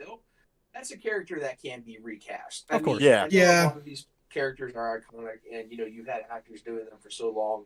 But he's not a Captain America. He's not a Robert Downey Jr. Iron Man. No. You can recast Drax. Yeah. It is interesting to note the other Guardians movies also had a character die. Groot died in the first one. Yondu in the second. So I mean, maybe. But Groot, hold on. But Groot, Groot kind of came back. You're right. Yeah. But yeah, even though it's not supposed to be the same one, but that Yondu one. That Yondu one was handled very well. That Yondu hit different, bro. Yeah. But Big Dave also fucking said that he was the only reason why he didn't do Suicide Squad is because Zack Snyder with Army of the Dead. Yeah, he's already doing that. But more than likely, he would have ended up playing fucking King Shark. Okay. Oh, really? I could see that. By Sylvester Stallone, yeah. Yeah. But here's the thing: if Suicide Squad is successful, DC and Warner Brothers are going to say, "Hey, James, we'll come back and do another one." So never say never. Batista may end up in that sequel. Sticking with the Marvel a little bit more here. Like I said, we mentioned Blade is going to go into production middle of 2022 with a release date probably in late 2023 at best at this point. It's going to star Mahershala Ali, who's an Academy Award-winning actor who was recently seen in Luke Cage as Cottonmouth for the first 6 episodes before that character kind of bit the dust. And here's the thing, I like that character. I did too. He was one of the best parts of that show. But yeah, like he was. He's not Blade. He's a great actor. And did anyone see the Green Book? I think it was called. No. With him and Viggo Mortensen. Yeah, Viggo Mortensen. That was an amazing movie, and this guy is that won some awards too. Yeah, but he's I don't buy great. him as a Blade. No. Fair enough. I haven't seen hardly any of his work, so I can't really make an opinion. I think he's got the look. Actor. Yeah. No, he's an amazing actor. Like I loved him as Cottonmouth. Like I thought because Cottonmouth is such a believable. It's kind of like the same way I felt about Killmonger. It's something that you can relate to. You can see it happening for the time and the setting of it, what it was in, and he put believability into that character. Right. But then they killed him off, and I was just like, all right, well, this is fucking shit now. Yeah. I mean, I'm looking forward to seeing what they do with it. Like I said, he's got the look, but I haven't seen enough of him. But a good actor, it's never bad to hire good talent. But the fight stuff, we'll see what he's got. I mean, obviously they can do stunt man and stuff for all that stuff too. But I'm interested to see where they go. But it sounds like it's going to be at least 2 years away. Same with Deadpool. We don't have any news on that, but it's going. Their schedule's so packed for the next 2 years straight. It's going to be at least a while before we see all that, unless they release it on top of everything else. Intrigued. I am so intrigued, and I want for Deadpool to break the fourth wall and talk about the mouse so bad. It's coming. And I got a feeling he may become the new Stan Lee cameo in certain spots of these new films, too, before we get his movie. So, I would die. That would be if you see random spurts of Deadpool like you did with I'd with, love that. Stan Lee and the upcoming. Oh my god! Yeah, that would be I don't great. know if I don't know where I saw this, but like it was have Deadpool take over the cameo spots, looking for Stan Lee. That'd be Yeah. yeah. And I've also heard I wanna like you could put Stan Lee on posters and different Yeah. Easter eggs for him in all the movies still too, so he can still have cameos. It just won't be in person, but that would I be want cool him too. riding a scooter. At some point, I want Deadpool on a scooter. Well, we got it Deadpool too, but again, No. no. Little Vespa looking for Stan Oh, Lee on okay. a scooter, Hey, Stan, where you at, Stan? yeah, okay, I can see that. handing out missing person flyers and shit. Like, Yeah. Mm-hmm. Andrew, speaking of missing persons, Andrew Garfield said that he is not in Spider-Man No Way Home, the guy who played Spider-Man in the Amazing Spider-Man films. The rumor is Tobey Maguire and Andrew Garfield are coming back to play Spider-Man in the multiverse, Spider-Man film coming up here. We know Doc Ock's in it. We know Electro's in it from those old films. Why? I mean, clearly I think he's just being an actor. He's not allowed to say he's in it yet, so he's denying it. But clearly we know those characters coming back. Andrew Garfield's been spotted on set. He's going to be in this movie. Well, here's another big hint that he is we haven't heard any, as far as I know, we haven't heard a thing from Tom Holland on it. Mm-hmm. No, because the last time They told yeah. Tom Why Holland that anything, is. It's not as last bad. time- It's not as bad as Mark Ruffalo's Hulk. Did you hear what he did before Yeah. Infinity War? Oh They my all God, die they in this fucking movie. Recorded that. And Yeah. Don Cheadle goes, dude. Tom Holland almost in an interview spoiled, Yeah. and like they had to be like, "Yo, fam." Yeah, this is the only- it got to the point where they didn't even give him fucking scripts. Until he was at the shoot. Like, Yeah. you can't. There's so much that's going on with this Spider-Man movie, and that's Yeah. going to be happening. You know, Ned Leeds is supposed to be taking a turn, become the Hobgoblin. Oh, dude. I've because heard he that too. actually, Dude. That character was not the original Hobgoblin, but he was No. an iteration of that. You have so many characters coming back from Maguire's Spider-Man universe, and there's just no way they're not going to. And Yeah. not only that, Charlie Cox has been Rumored. He's been rumored to be on set too, which I said from the beginning when I knew he was a fugitive that they were going to need a lawyer. A lawyer. And Yeah. Matt Yep. Murdock, Daredevil. She-Hulk could be in this too. Yeah, that's you know what? I didn't even think about that. Oh, She could be in bruh. She's a lawyer. with Cox already being seen on set. I don't know, man. I'm hyped. It's coming. It He is just, about to him. be. Nobody can talk right now until they announce it officially, and then everybody's going to get all the news about it. It's just one of those things that actors do. Last bit of Marvel thing. Apparently, they have now announced that the Loki series that's debuting on June 9th now will be released every Wednesday, not Fridays. So that's cool. You know, we get a couple days early, and I think Midweek refresher. what's that? Little midweek refresher. Right. Yeah. And I think the reason for that is because the Star Wars The Bad Batch animated show is on Fridays now, and I don't think they want to double dip on Fridays, so I can understand that. Yeah, Yeah. Yeah, which I gotta watch that too. Yeah, I was gonna say, haven't started that's watching it. good. I was going to lead into Batch that. Yeah. is good. Yeah, it's only 2 episodes, but it's about 140, an hour and 40 minutes Count worth 10 of stuff. squares and you'll get to YouTube. So, but yeah, I mean, a lot of people don't care for that the. first episode was what, like 75 minutes. Yeah, it was it was almost like a mini movie, so that's a good setup. Yeah. I enjoyed it. I thought it was a good setup for the series. I'm interested to see where they go with the young Omega character. But again, I know the animated stuff for Star Wars is not always everybody's cup of tea. If you even like Star Wars to begin with, but it's some of the best Star Wars material that they've done. The animated stuff. Dave Filoni knows how to fucking do Star Wars. Right. And even if Put you're not a that fan of man- films, yeah. Fuck Kathleen Kennedy. Put Dave Filoni in charge of the fucking studio. Well, and I understand he's so- still trying to learn some stuff, but Is it worth watching then? so far, yes. Yes. All right, I'll have to watch. We'll it see where they go. But again, Dave, like you said with Dave Filoni, he's one of the main reasons too, with Jon Favreau, why the Mandalorian is so successful as well with this story. Mandalorian, the Yeah. Clone Wars, Star Rebels, Wars, all of it. Rebels, Clone Wars. Yeah. There was even a little Star Wars Rebels that man reference knows in how this. to do. That man knows how to do fucking Star Wars.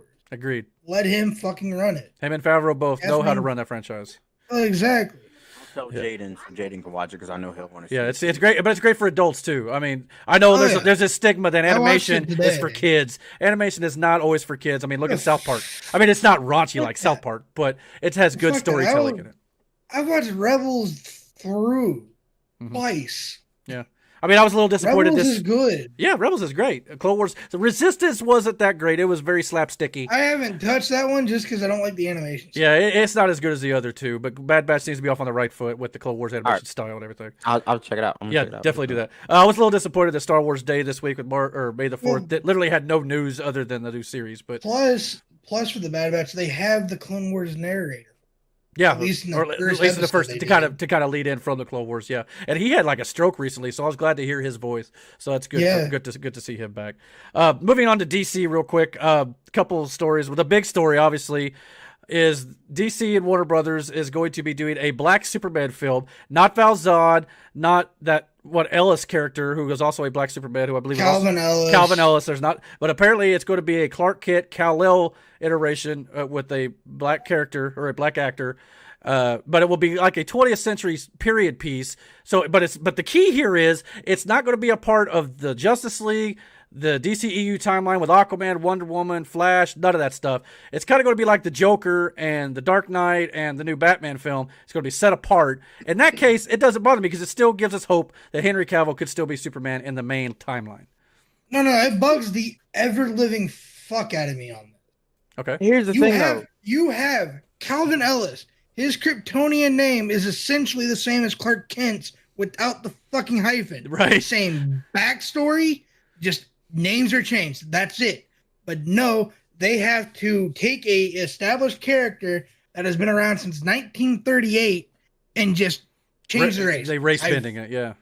Fucking hate it. It drives me up the wall. They did it with Johnny Storm and Fan Stick, and that drove me up a wall. I'm tired of seeing it. Now their argument Here's is the thing. Let me play go play devil's advocate. With you. Okay. How come nobody else was outraged when they've taken fucking characters of a different race right. and used white actors for them?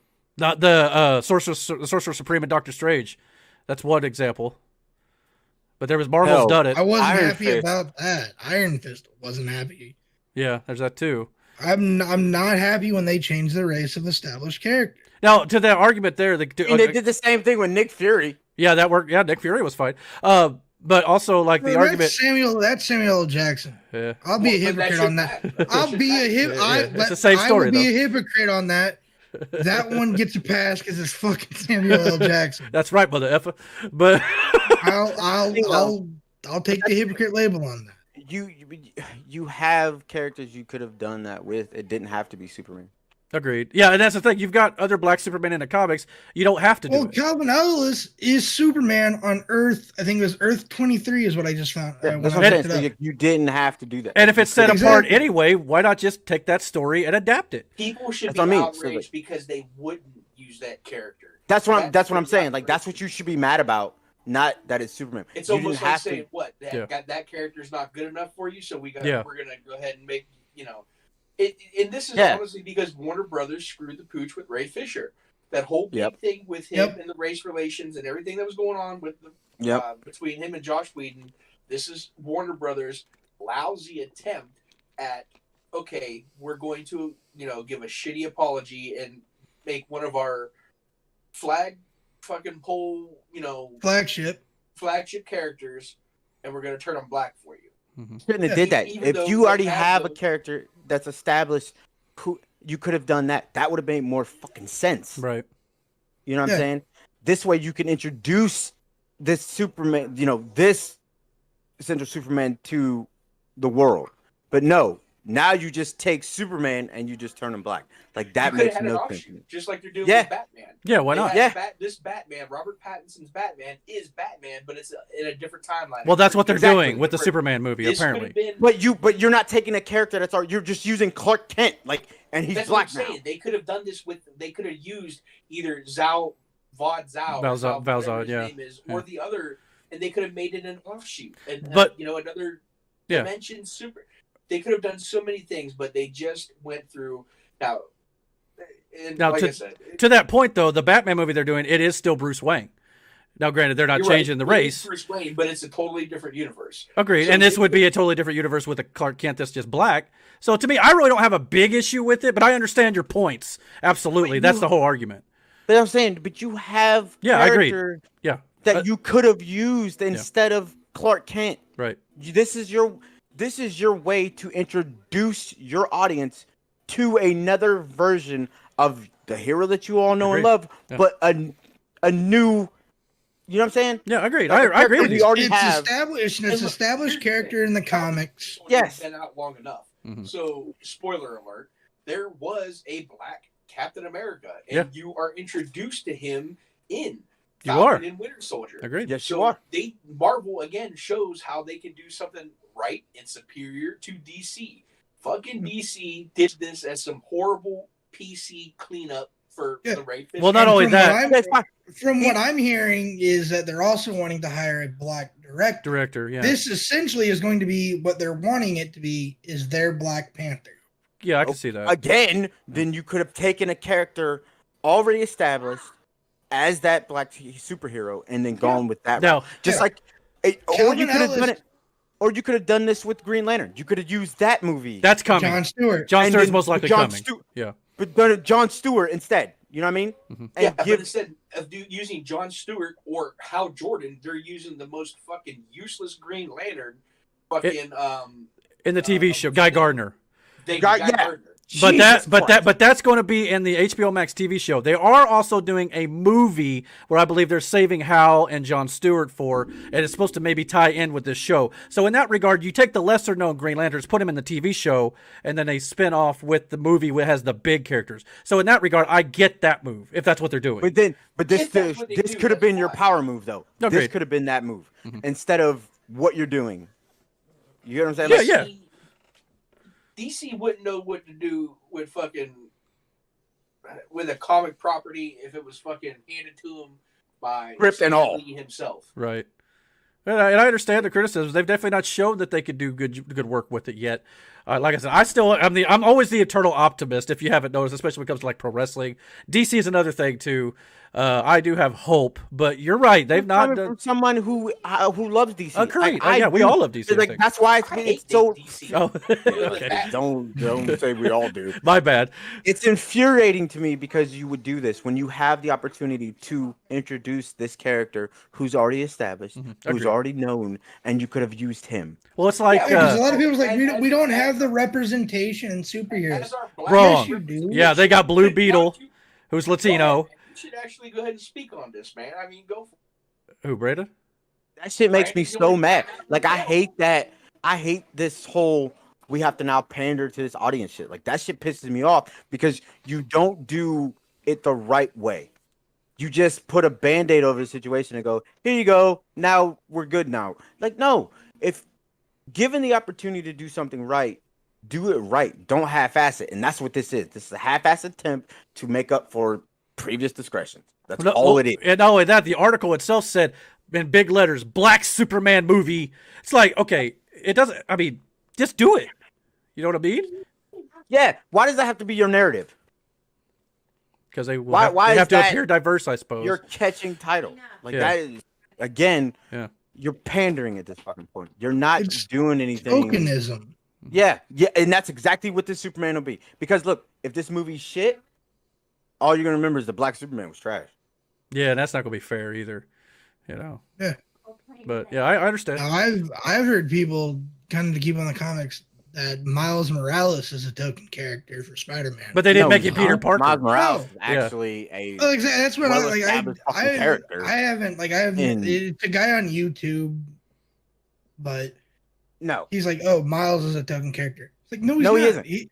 It's in name only as he's Spider-Man. He's got his own power set. Yeah. His personality is Vastly, drastically it's- different from it- Peter Parker's personality. His Right. power set alone is vastly different than Peter. Yeah. Well, it's like not It's like Blue Beetle. He's Latino.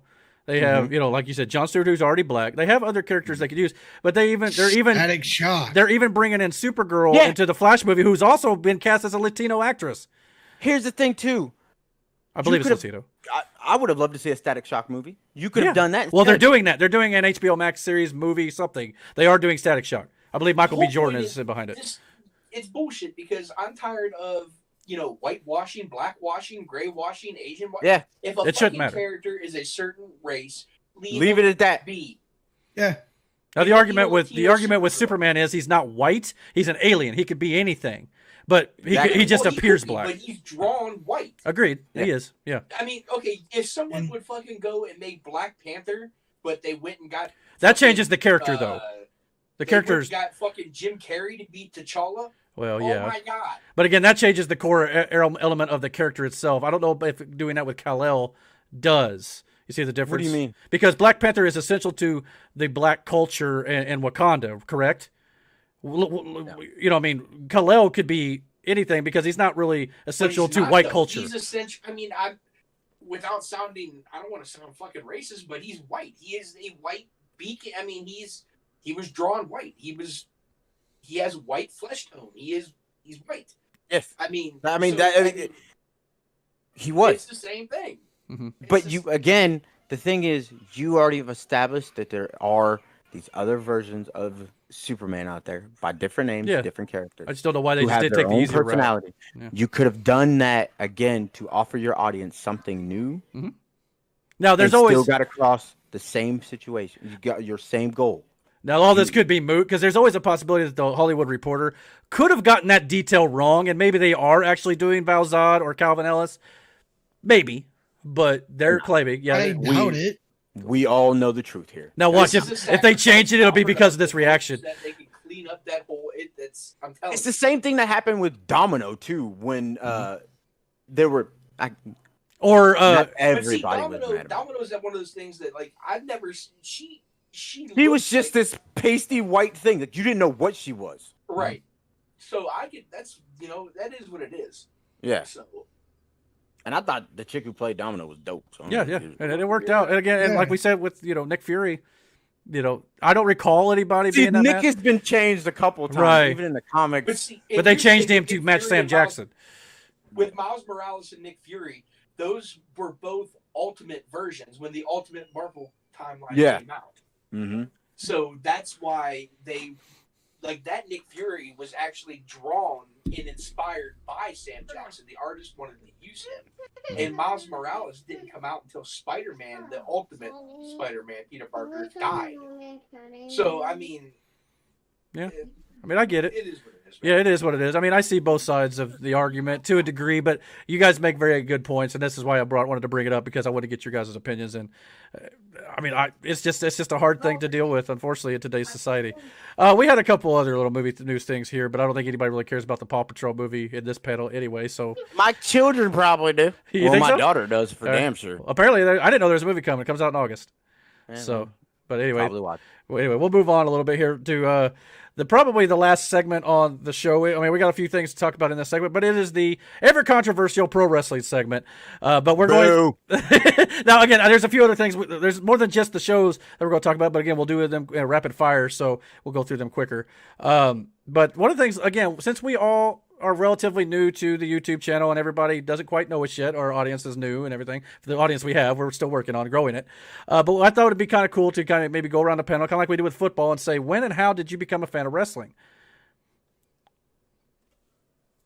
I couldn't tell you exactly when, but I do remember one of the first shows I watched. Oh crap! It was after King of the Ring, the Stone Cold thing at King of the Ring. Wow, I watched that, and then I think I stopped for a while too. but that was your first? Like, Was it? 'cause that was 96. That's Yeah. really- No. WCW was the first one I watched because I remember watching WCW before Raw. And fuck, what the fuck was that? some early We've 90s, most likely. We've established Brandon's old and has a bad memory. He been hitting the head too many times too. But I know I stopped watching wrestling after they bought WCW. Like I stopped watching it. And then I think one day it was a Saturday. I was sitting at the house flipping through the channel and I turned on TNA for the first time. And this is when TNA still had the 6-sided ring. Mm-hmm. And it was AJ and Chris Sabin. And I watched that match, and then I was like, it was dope. And then that's what got me back into watching wrestling to where I ended up watching more Monday night shit like that. But yeah, I remember watching the whole Monday Night Wars thing. Right. I stopped after they bought WCW. Okay. I don't even know why. Well, and it did go a little bit downhill after that. No question about that. I was just kind of surprised it wasn't like a little farther back, but okay. It probably was, but I can't remember that. Okay. Damon? I had a lot of head injuries, man. Oh, I probably started watching around probably the Ruthless Aggression era. Yeah, you're a little younger than all of us, so I could see that. That was about early 2000s. Yeah, Somewhere I down- remember, About the I time- remember telling people to suck it in school, and I had an Austin 316 shirt. It's the one that had the skull with the snake on it, going through the skull. Go with the skull in the front. I Yeah. mean, I remember when I was in second grade, I had a Hold up. NWO backpack. Real talk, Miranda had a bird named Hulk Hogan. No, I thought it was. Bird was racist as shit. What'd you say, Tony? I just thought it had a different name. I thought it was like Hork Hogan or something. Oh, Hork Hogan. He said Hulk Hogan. But Hopefully, he didn't teach it to say racist things. That's for sure. I was I racist as actually had shit. a T-shirt made in high school because my nickname was Blue, because I always had something blue on. Yep. So it said I Blue remember that. 316, and on the back it says I just stole your Twinkie because I was fat. I like that. That's cool. That's But dope. I think my first memory was going to the very first Survivor Series in Richfield, Ohio, Richfield Coliseum. It's one of my very first memories. So yeah, that goes back to the 80s. Okay. I can tell you the exact match. 1992 Royal Rumble, where Ric Flair won the Undisputed Championship at drawing number 3 and went the distance. With a tear in my With a tear in my eye. Yeah, that one. I remember one of the first times I watched wrestling with my mom, because I remember she saw Jimmy Snuka, and she said, "I've seen him wrestle before." And she's talking about the time is it Madison Square Garden where he dove off the cage? I And he believe so. splashed? On Don Yes. Yeah. Yeah, Dick she Foley watched was it. in the audience, hitchhiked from Long Island to go see Yeah, him. I remember that. She watched it with her dad, and I remember her telling me that story. Damn.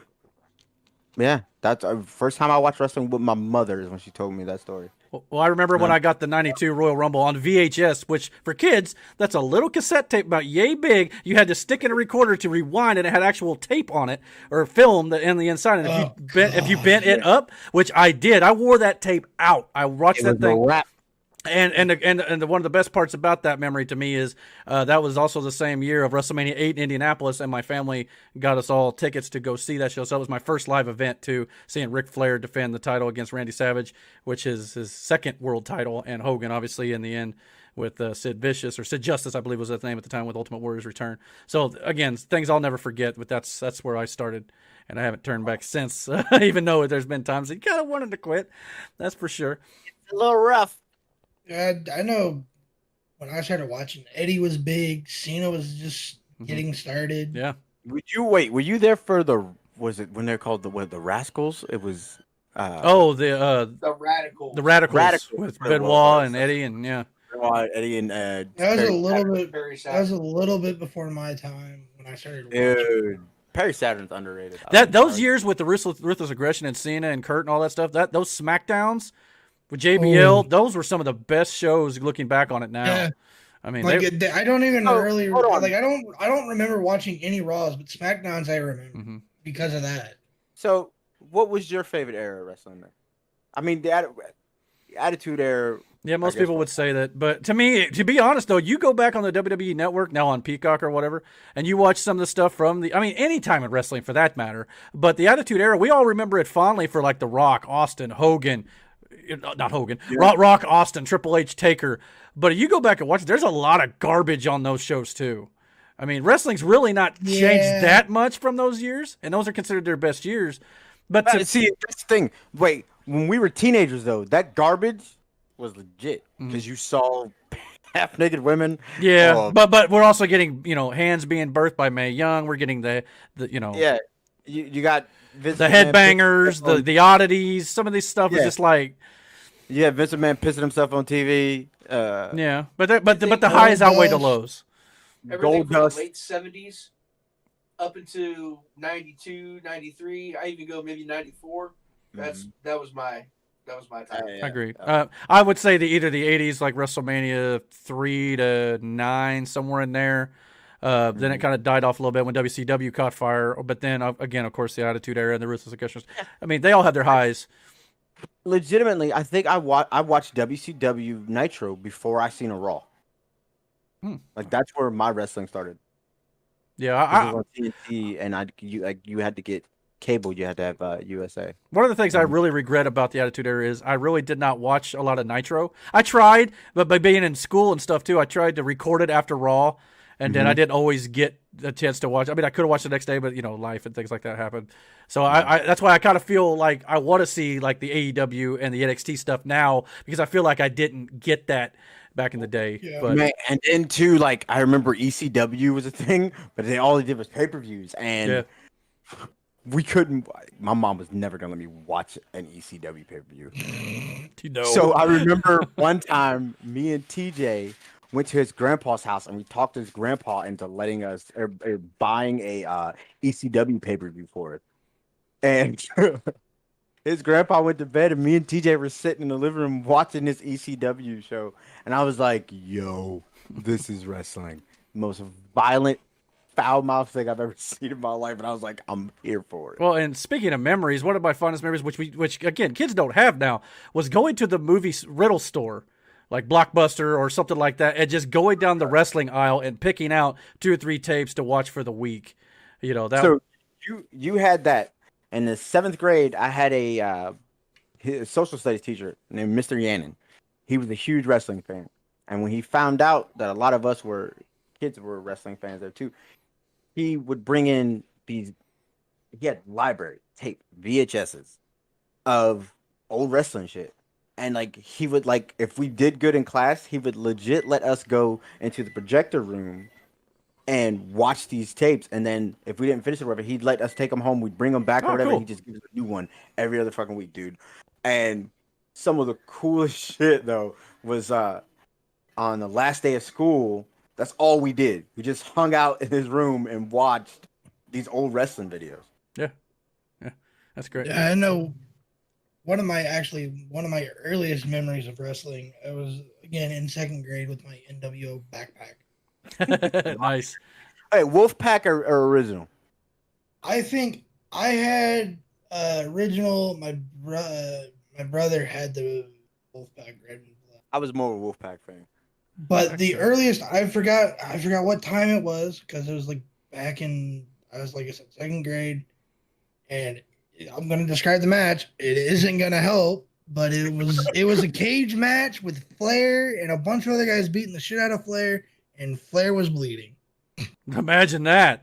Like I said, that narrows it my down. description of it isn't gonna help. But Well, that kind of leads into my next little topic. We are going to discuss a little bit about Blood and Guts. Again, 5-minute limit for those shows.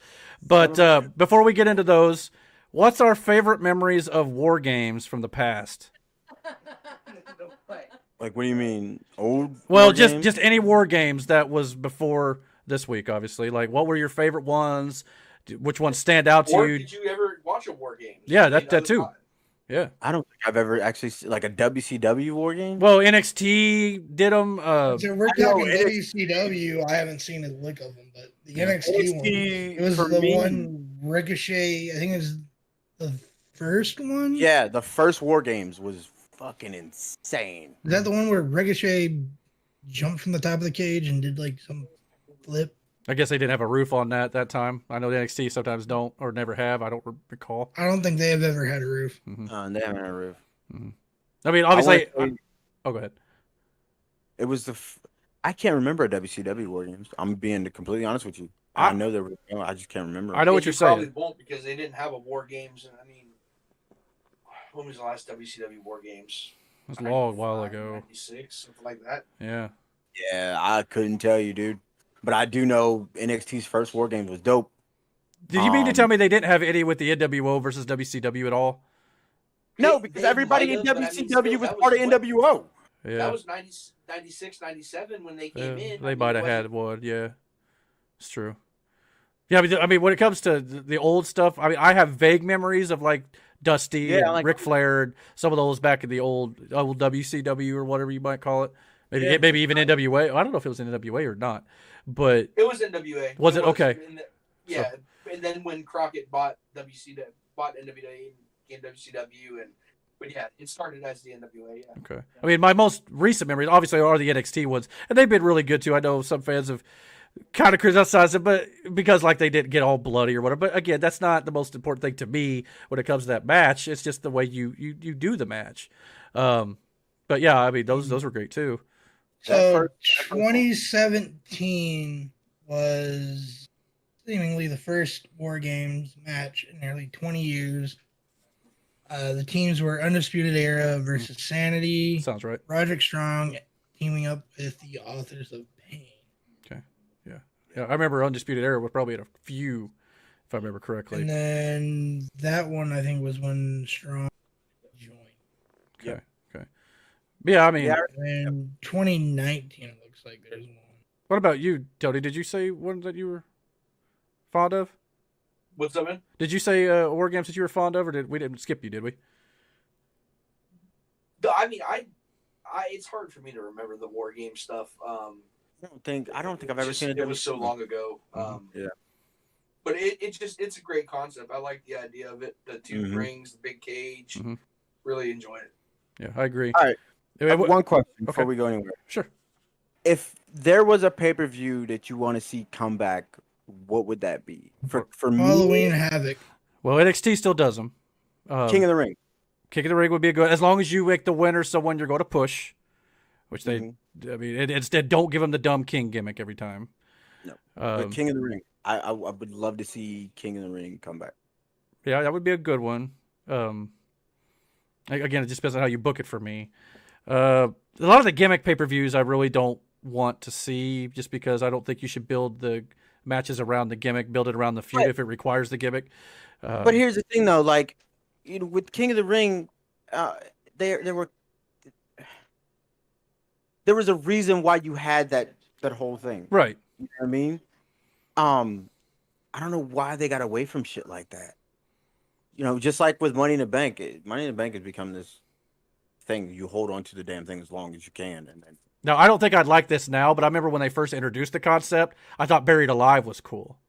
But now, maybe not. But at the time, it was a new concept, something fresh, you know, so I was kind of cool with it. Elimination Chamber was another one when they first did it. But back then, they didn't have the padding. It was all metal, and, I mean, at least it wasn't, you know. You can't keep doing that. No, I understand. It was all metal up until 2017. Yeah. You can't keep doing that. And that'll kind of tie in a little bit to the ending of Blood and Guts. I understand you want to be safe, but it does take a little bit of the realism out of it. I understand the argument, but we'll get into Blood and Guts here in a few. But before we do that, I did want to have your thoughts on Dark Side of the Ring a little bit. Start this week with Brian Pillman. Also, I saw part one. It was cool from what I could tell. I haven't watched it. Definitely, you know, I do like how he took the idea of the loose cannon, and basically you couldn't tell whether he was being legit or it was all character. In a world where kayfabe was dying, you know, he was able to get the crowd to believe him, and even some promoters to believe him, according to the documentary, about whether or not he was, you know, it was all an act or not. So in that regard, pretty ingenious, I think. But again, they you know, he obviously had his demons as well, clearly. Otherwise, he wouldn't be on Dark Side of the Ring. But I do want to see part two. I haven't got around to checking it out yet. Anybody else get a chance to watch it? Not yet. Okay. Well, we'll try to catch those probably, and they're on every week now going forward. But I also did want to get your opinions on the A&E bios for Stone Cold Steve Austin, Roddy Piper, and the Macho Man Randy Savage have been released so far. I didn't see those yet. I know Tony have. Busy this week. Yeah. Stone Cold's was really good. Roddy Piper's hit me really hard, especially towards the end. And I haven't watched Savages yet, but I heard it was really not that good. Like, yeah. It was just all over the place. I mean, because each one is, I guess, directed by a different person. So it's they're not the same. The Roddy Piper one, though, man, like, you just see how much, like, shit he went through in his life. And there was two things that stood out the most to me. One, I totally looked past how great of a heel he was. Mm-hmm. He probably was the best heel that we've ever had in wrestling. They said he was stabbed 3 times in his entire career, and that after the last one, which I'll tell you the quick story on real, here in a second. He ended up having Kevlar put into his leather jackets that he wore to the ring. So I forget, I think it was like early to mid 80s, he was having a match with Sergeant Slaughter, and he was going through the crowd. And someone started jaw-jacking with him, and he was doing his thing as a heel, and they got into it. So the cops pulled him apart, and Sergeant Slaughter, being the good guy, he got into it with them somehow, whatnot, more to get Roddy out of the way and make him safe, but make it still look like he's helping the fan, yada, yada, yada. So they get backstage, and the cops have the guy that he was going back and forth with. And they go, Mr. Piper, we have the guy, you're very lucky. He had this huge Bowie knife, and they pull it out. And Roddy goes, can I have just a minute with that person?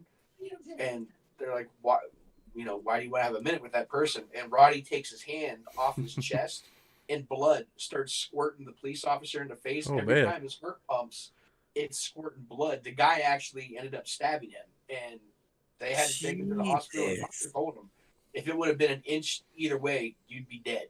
Mm-hmm. But that's just how much they hated Roddy. So the last thing, crazy. It is, dude. It's nuts. But like the last thing, like his family was talking about how bad he was getting towards the end. Roddy was one of those people that just always thought on his feet and could talk and this and that. He died, I think it was July 31st, something like that, 2015. And he appeared on an ESPN sports show. It was like July 15th, something like that, a couple days before he actually died. And when you watch the interview, because they showed this segment on there, he's just stumbling. He can't come up with anything. He's mumbling his words. He was just so bad. And the next day, his wife and him, they're like, we're going to go to the doctor the next day and figure it out. And he ended up dying in bed that night. Man. But the big thing about that is I guess Roddy was getting into, more religion and whatnot towards the end of his life. And you know how we all get those text messages sometimes that was like sent in the morning, but you don't get it till like later on that night or even the next day. Mm-hmm. Hulk found out. Hulk Hogan, when he found out that Roddy died, he said it hit him really hard. And I guess he had a voicemail on his phone. But like his phone never rang and this and that. And I think he got it. I think he said it was like a day or two after Roddy died. And like Hulk said what the message was, but they actually played it on there so that you could see it was no bullshit. It was Roddy. And he said, hey, brother, just thinking of you. I'm walking with God today. We're in the light that's bright and shiny. Praying for you. And I love you. And it's like, it's just so, Wow. Dude, that's crazy. He knew. Like, it's like he was talking from heaven, it's so weird, man, because it's a trip. You got to watch that Roddy one. If you don't watch any of them, you got to watch that one. Okay. I do know that there were some notes that were going around. And one of the things with me, and I'm sure these are all good watches, but I do get a little skeptical, especially sometimes. I mean, because if you watch any WWE documentary, especially on their network, now I know WWE had a hand in these, but sometimes it feels like WWE has a little revisionist history about certain things. And now documentaries in general, it all depends on what you're trying to tell. Sometimes they don't get every detail right, and obviously it sounds like the Randy Savage one. Again, I've not seen it, but it sounds like they took certain things. It got real negative in a lot of instances. Now, granted, there's a lot of things Randy Savage did in his life that was not considered right, but at the same time, I heard that apparently WWE completely neglected to even mention a whole lot of his in-ring accomplishments, such as WrestleMania 4, WrestleMania 7, the Mega Powers, WrestleMania 5, WrestleMania 8, a lot of his title wins and stuff, and they focused a lot more about how he treated Elizabeth. It felt more like a Dark Side of the Ring episode from what I gather. And I think even McMahon even said in there that he felt betrayed when Savage went to WCW. But it was kind of, to me, kind of like, because Vince said the same thing in the Monday Night War documentary about Hogan, Nash, and Hall even. But in all those cases, I believe their contract ran out and Vince never renewed it, so they went and found work. But Vince, made it seem like they betrayed him. And it was. Oh, I'm sorry. Go ahead, Eric. Oh no, you're fine. Go ahead. I was just gonna say it was actually with Savage. Everyone says that the big rumor was that Savage slept with Stephanie when she was fairly young and this and that, and that's why Vince always held a grudge and hated him. Really? But it was actually over the Slim Jim endorsement. I guess Vince felt that Slim Jim endorsement was supposed to be theirs, WWE's and whatnot. But I guess when they weren't going to re-sign Savage, or they just really didn't want to do anything with other than commentary, like Savage got that. Originally, that was supposed to be for Bam Bam Bigelow, but Savage took that with him to WCW. I think he was getting, it was like $750,000 a year. I was hearing that he was making off that endorsement, and Vince took that personally because, he felt that was WWE money. That was his money. And that's what drove the big wedge between them. And you're right. That's, I guess, the second hour of that A&E documentary was a lot on just Elizabeth herself. Not only, like you said, the way he treated her, but her time with Lex and the drug abuse that killed her and this and that.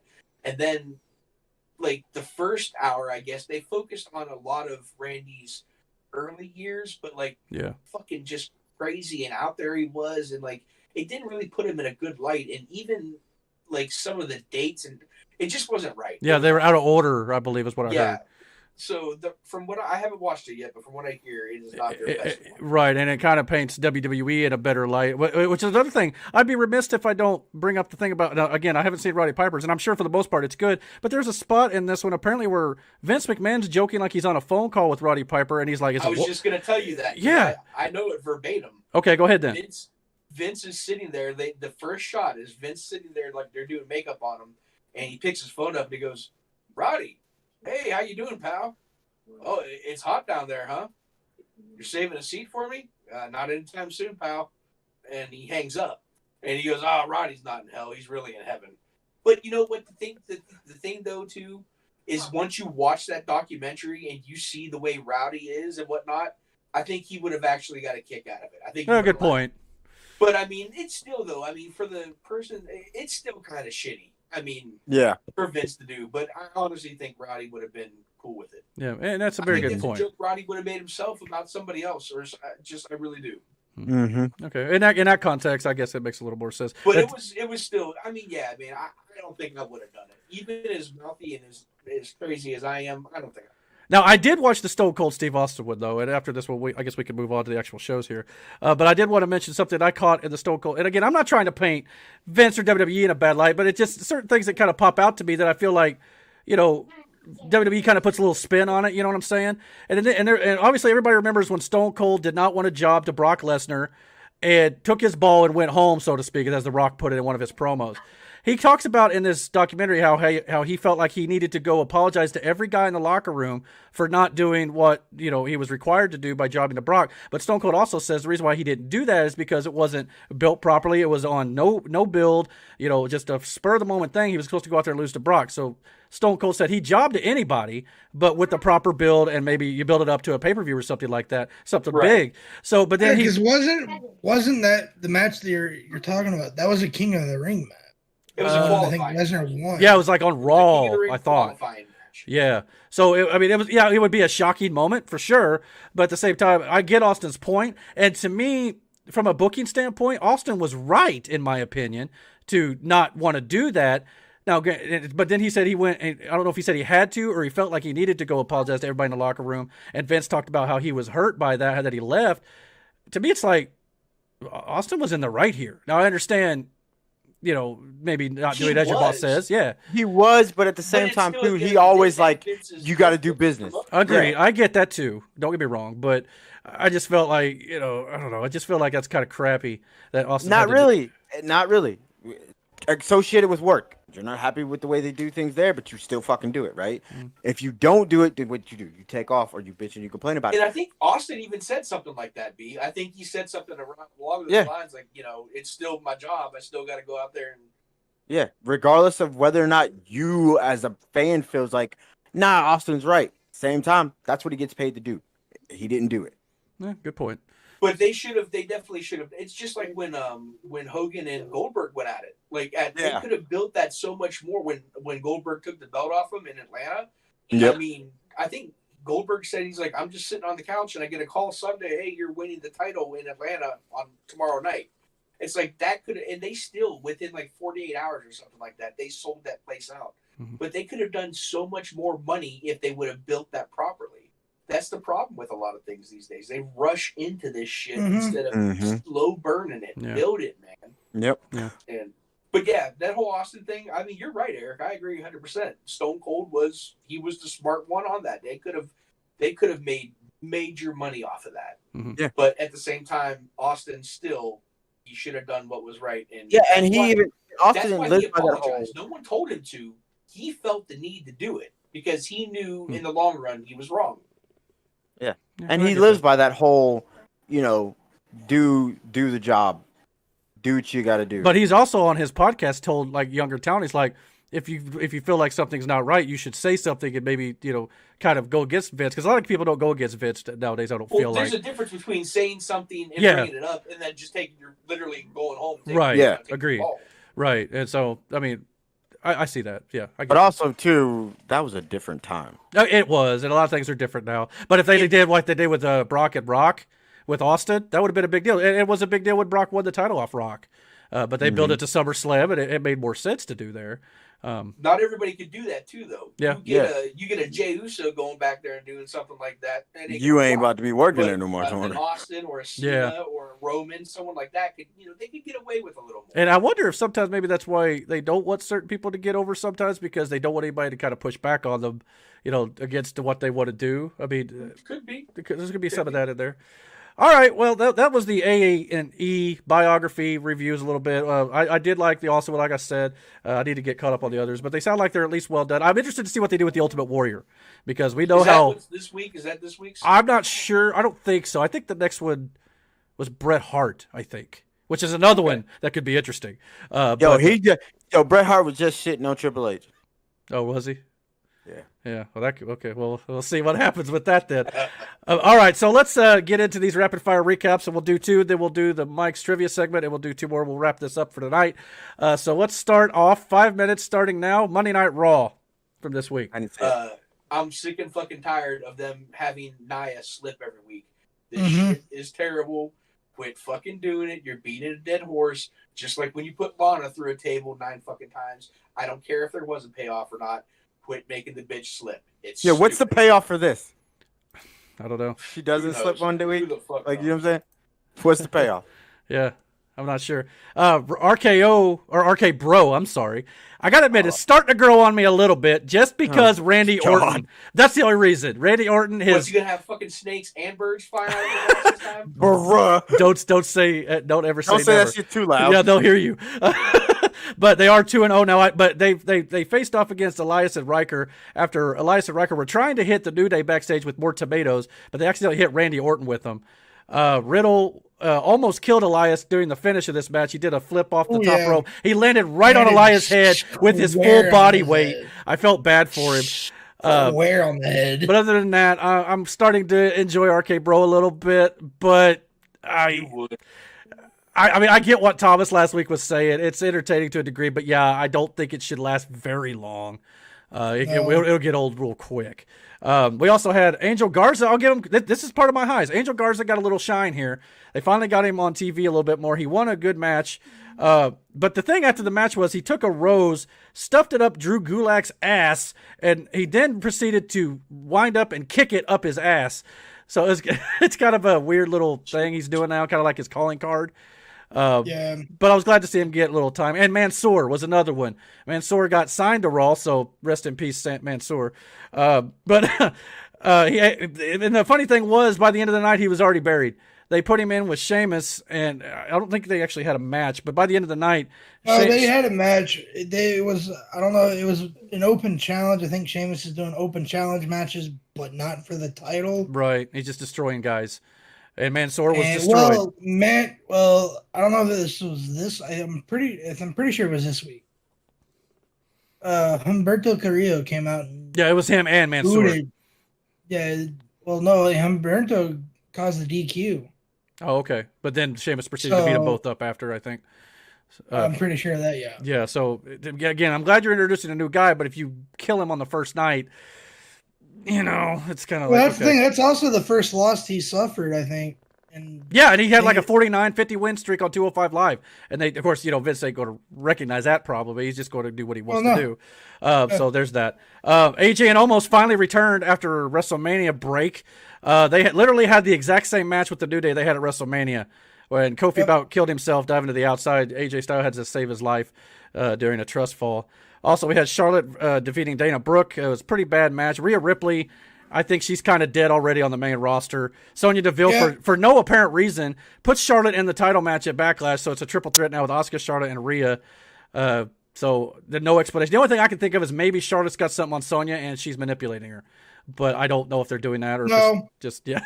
There's literally no indication for Charlotte being in this match other than just fucking being there. Yeah. We also got Morrison versus Damian Priest. Damian Priest won after a distraction finish where Miz accidentally distracted Morrison, the moist voice of Monday Night Raw himself. So I don't know if they're teasing a Morrison-Miz breakup here, but it sounds like it. Good. By the way, on that, apparently Priest has been feuding with the Miz, Morrison, and a little bit of Riker and Elias since fucking February. Okay. And I think he debuted in February. Yeah. So. Also, we had Lucha House Party defeated Shelton Benjamin and Cedric Alexander clean. And after the match, Cedric Alexander beats up, or no, he didn't beat up. He broke up with Shelton after the match. So I don't know if they're repackaging Cedric Alexander, but Shelton is probably soon to be in catering. Yep. Sucks to be if he's not already there. Yeah. I don't know why you break up a tag team. You need tag teams, but anyway. Well, they got Arcade Bro. That's all they need. Yeah, I guess. In the main event, saw Bobby Lashley versus Braun Strowman. Another distraction finish because Drew McIntyre was on commentary. Lashley wins with a spear after Drew and Braun got into it on the outside, and then the show goes off the air with Drew McIntyre hitting the Claymore on both guys. Another triple threat for Backlash for the title. I don't know. I mean, it's kind of there for me. It's just the same old shit every week. Lots of DQ finishes, distractions, and rematches. It's kind of the thing Raw's been doing a lot lately. Yeah, unfortunately. But it wasn't as bad as last week, in my opinion. But kind of the same with NXT. But that is now the 5 minutes for Raw. So we'll move on to NXT. So we'll start that clock countdown. Whoops, wrong button. Hold on a second there. Okay, Raw or NXT, 5 minutes. The match, the show started off really good, actually. I thought Leon Ruff versus Isaiah Swerve Scott in a Falls Count Anywhere match. This was a great match until the interference finish, which is something. But as bad as I rag on WWE right now for doing these interference and distraction finishes, this was the only match on NXT that had this. So good job WWE and NXT for that. I can't remember. I think his name was AJ Francis, one of Isaiah Swerve Scott's entourage, came down and dropped Leon Ruff on his head on the barricade outside. It looked like it sucked, by the way. Yeah, so Isaiah Swerve Scott picks up the win there. Okay. Then we had Austin Theory with Gargano and Regal's office. They were looking for Regal, but I guess what's her name? The new girl with the dog. Frankie Monet was in there. No, it was Scarlett Bordeaux. It was Scarlett Bordeaux. I'm sorry, or Scarlett. She was sitting there, and of course, she's popping out of her, attire. And I guess Austin Theory then commented on. He said, "quote Those are the biggest things I've ever seen." But then he looked down and was referencing her fingernails. But obviously, the innuendo was there. And that, yeah, so it was kind of funny, but at the same time, it's like, okay. And I guess that ticked off Karrion Kross, so they set up a match against Austin Theory next week. Regal called that. We had Asher Hill versus Cameron Grimes. I'm not sold on Cameron Grimes yet. I'm not going to lie. His comedy is a little too much for me at the moment, but he's got good ring skills. So I'll give him that. And I think the stuff he's doing with Ted DiBiase, which he tried to go to a bar after his squash match, and he was going to get into the VIP section. Ted DiBiase apparently had already bought out the entire bar. He rolled up in a limousine, laughed at his face, basically, and then they had this great shot where they were panning up from Cameron Grimes, and Grimes was just going, DiBiase! So it was kind of funny. So I'll give him that. That was kind of cute. Taya Valkyrie, or the Frankie Monet, so far I think is being wasted, and she's a lot like Lacey Evans on the main roster right now. They're just kind of she's kind of acting like she's better than everybody else, that sort of thing. Ciampa and Toothless Timmy, though, versus Grizzled Young Veterans was another great match, though. NXT's got good matches on the show up and down. Submission win for Ciampa and Thatcher, which looks to me like they're setting up a 3-way with MSK, or maybe a 4-way even with Imperium for the tag titles probably going forward. That could be cool. That'd be good. That'd be a great matches. So good tag team development. I'll give them credit for that. Better than the main roster with the tag team division. Karrion Kross promo. This was a normal Monday Night Raw segment where the champion will come out, do a promo, which Karrion Kross did a good job at. But then we had Pete Dunne's music hit. Pete Dunne come out. Then we had Kyle O'Reilly's music hit. He come out. Then we had Finn Balor's music hit. He come out. And then it basically ended up with them all wanting a shot at the title. And it ended up being a brawl, which ended up with Kross standing tall until from behind, Johnny Gargano and Austin Theory attacked him, setting up the feud with Austin Theory next week on the show. And then Gargano probably wants a shot at the title as well. So it was just a typical set up a title match, main event segment type deal. Then we had could be said this could set up a tournament for that number one contendership. This is possible. You got guys that are at least four guys. So. Yeah, and regardless of whether you like the setup with the interview segment, all the guys could work pretty good in my opinion. Yeah. So I'd be fine with that. We then had Sarai versus Zeta Ramir in a squash match. I mean, it was a good match, but Sarai, though, I was impressed with her more last week. In this match, she kept kicking Zeta Ramir directly in the head hard multiple times with drop kicks. And just so I don't know if she's just working that strong style and isn't backing off too much, but it looked like it sucked for Zeta here. We also had LA Knight defeating Jake Atlas. It was a short and clean match. It was okay. Legado del Fantasma had a promo and, talking about how they were going to maybe go up against MSK. And then, of course, we got Kushida got on the big screen with his title and challenged the challenger, Santos Escobar. You'd think that would have been reversed with Santos challenging Kushida. Man. When you have a fighting champion, he's like, nah, fam, we got to settle this. I mean, and they're going to set that up next week on NXT. Next week we got that Cruiserweight title match, then Austin Theory and Karrion Kross. And then they also have Raquel Gonzalez and Mercedes Martinez for the women's title again. So 3 big matches for the show. So good booking going forward. Then the show ended up with the street fight for the women's tag team championship. Ember Moon, Shotzi Blackheart versus Candice LeRae and Indy Hartwell the Way, where it was a brutal match. A lot of fun to watch. A lot of spots that probably didn't go as planned. A couple ladders and tables that didn't break. Looked like it sucked for the participants, but it was good to watch. A lot of crazy spots. And we have new women's tag team champions. The Way win the belts here. I'm perfectly fine with that. Of course, they're doing a lot with Indy, with Dexter Lumis right now. But the match was great. I highly recommend checking this out. It was one of the best of the week, regardless of some of the misses. So, any thoughts on that? Anybody else watch it? No. Not really. I was shit for wrestling this week. Like I said, there was a lot of things going on in my personal life. There's a lot of times we can't watch every show. That's a lot of wrestling, unfortunately. But much better than last week. NXT was very, very good, except for the finish of the first match. So, big marks here. All right, so let's take halftime, and let's do Digger's trivia segment. So we're going to do our weekly Mike's Fun Facts and Trivia. For those of you who don't know, our buddy Mike sends in some fun facts about wrestling of old, and sometimes new, just depending, and he sends us in a trivia question, and we are doing a bit of a competition leading up to SummerSlam. As of right now, I believe the points are Brandon is in the lead with 2 points. Damn right I am. And I think it's Damon and Tony at 1.5 apiece, and then I'm pulling up the rear at 1 point as of right now. So I got to get caught up here because we're going to do something for the loser or the 3 losers. We're going to figure out what we're going to do here. But so we're going to cut to the video right now. We're going to watch it, and then we're going to see what we can do about the answer to the question. So here we go. In 1953, Capital Wrestling Corporation was born. It was founded by Jess McMahon, the grandfather of Vince McMahon, and Vince McMahon Sr., Vince's father. In 1963, they became the Worldwide Wrestling Federation, breaking away from the NWA following a dispute over the NWA World Championship between Lou Thez and the original Nature Boy, Buddy Rodgers.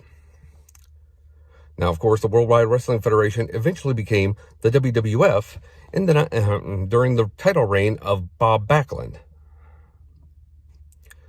The WWF World Championship would be held by many great wrestlers.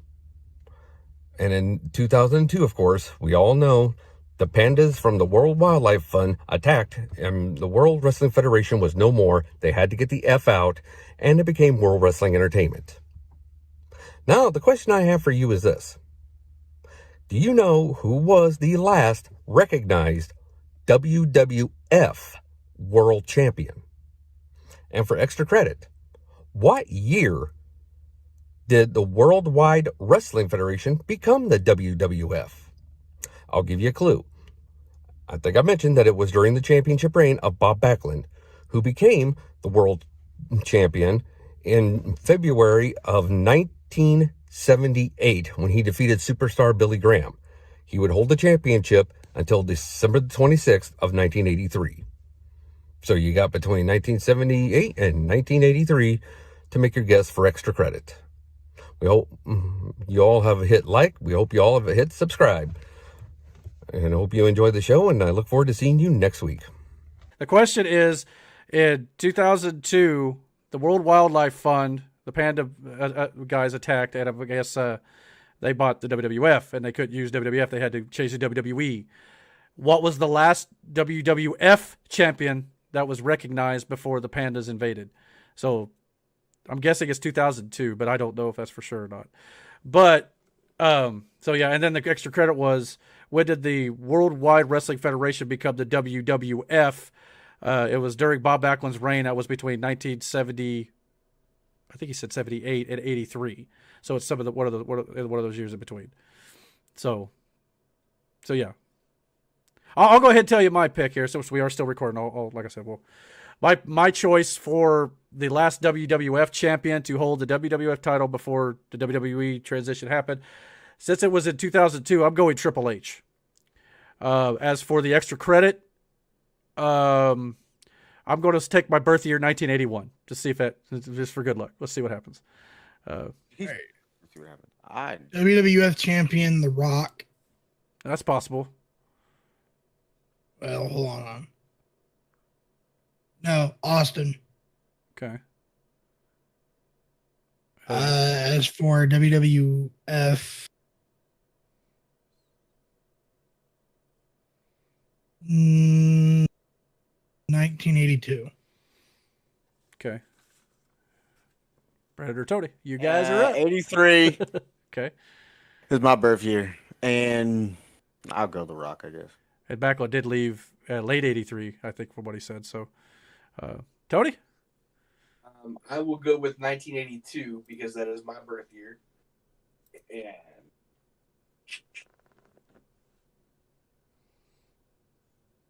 I want to say either Rock or Austin. Boy, I just opened up the answer. All right, I'm gonna go 82 for the bonus point, and I'm gonna go with Austin. So I'm gonna go with Damon. I agree with him. Okay. Well, this is interesting. His answer reads, the man who is recognized as the last WWF World Champion is none other than two-time WWE Hall of Famer, scumbag racist Hulk Hogan. None of us had that one. He for no good.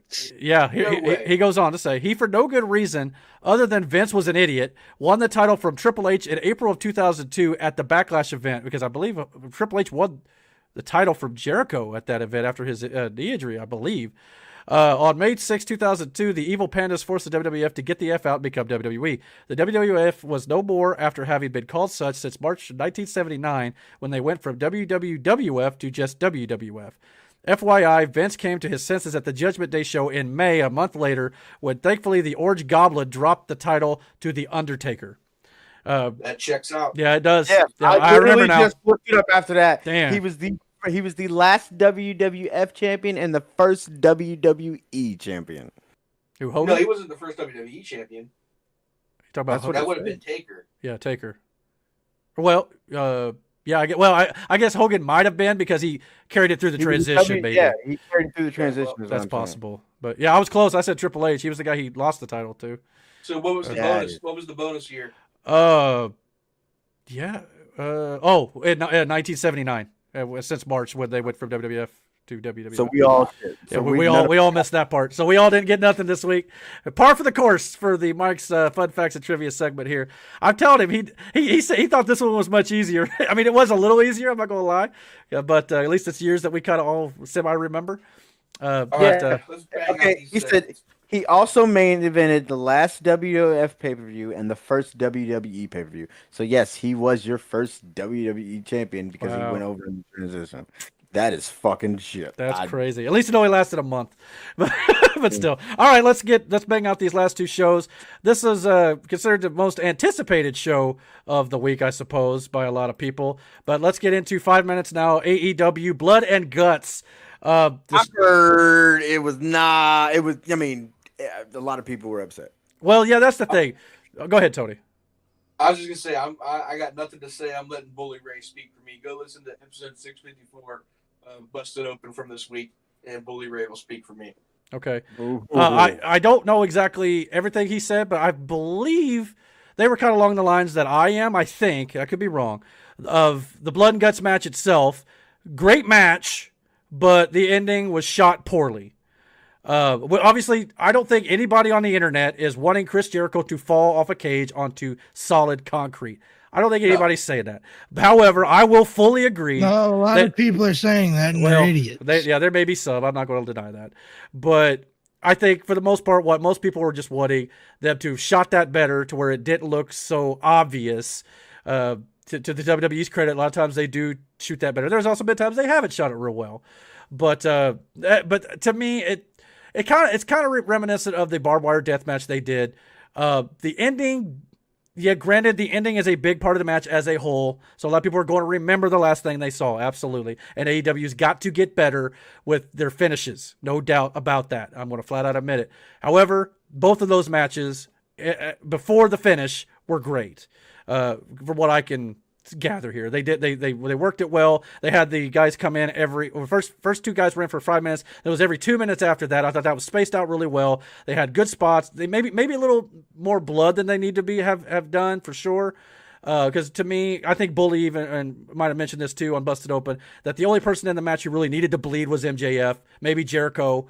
But everybody else's blood was just gratuitous, and it didn't really matter. But the spots were good. There were a few botches where Guevara was trying to jump off the ropes and things like that.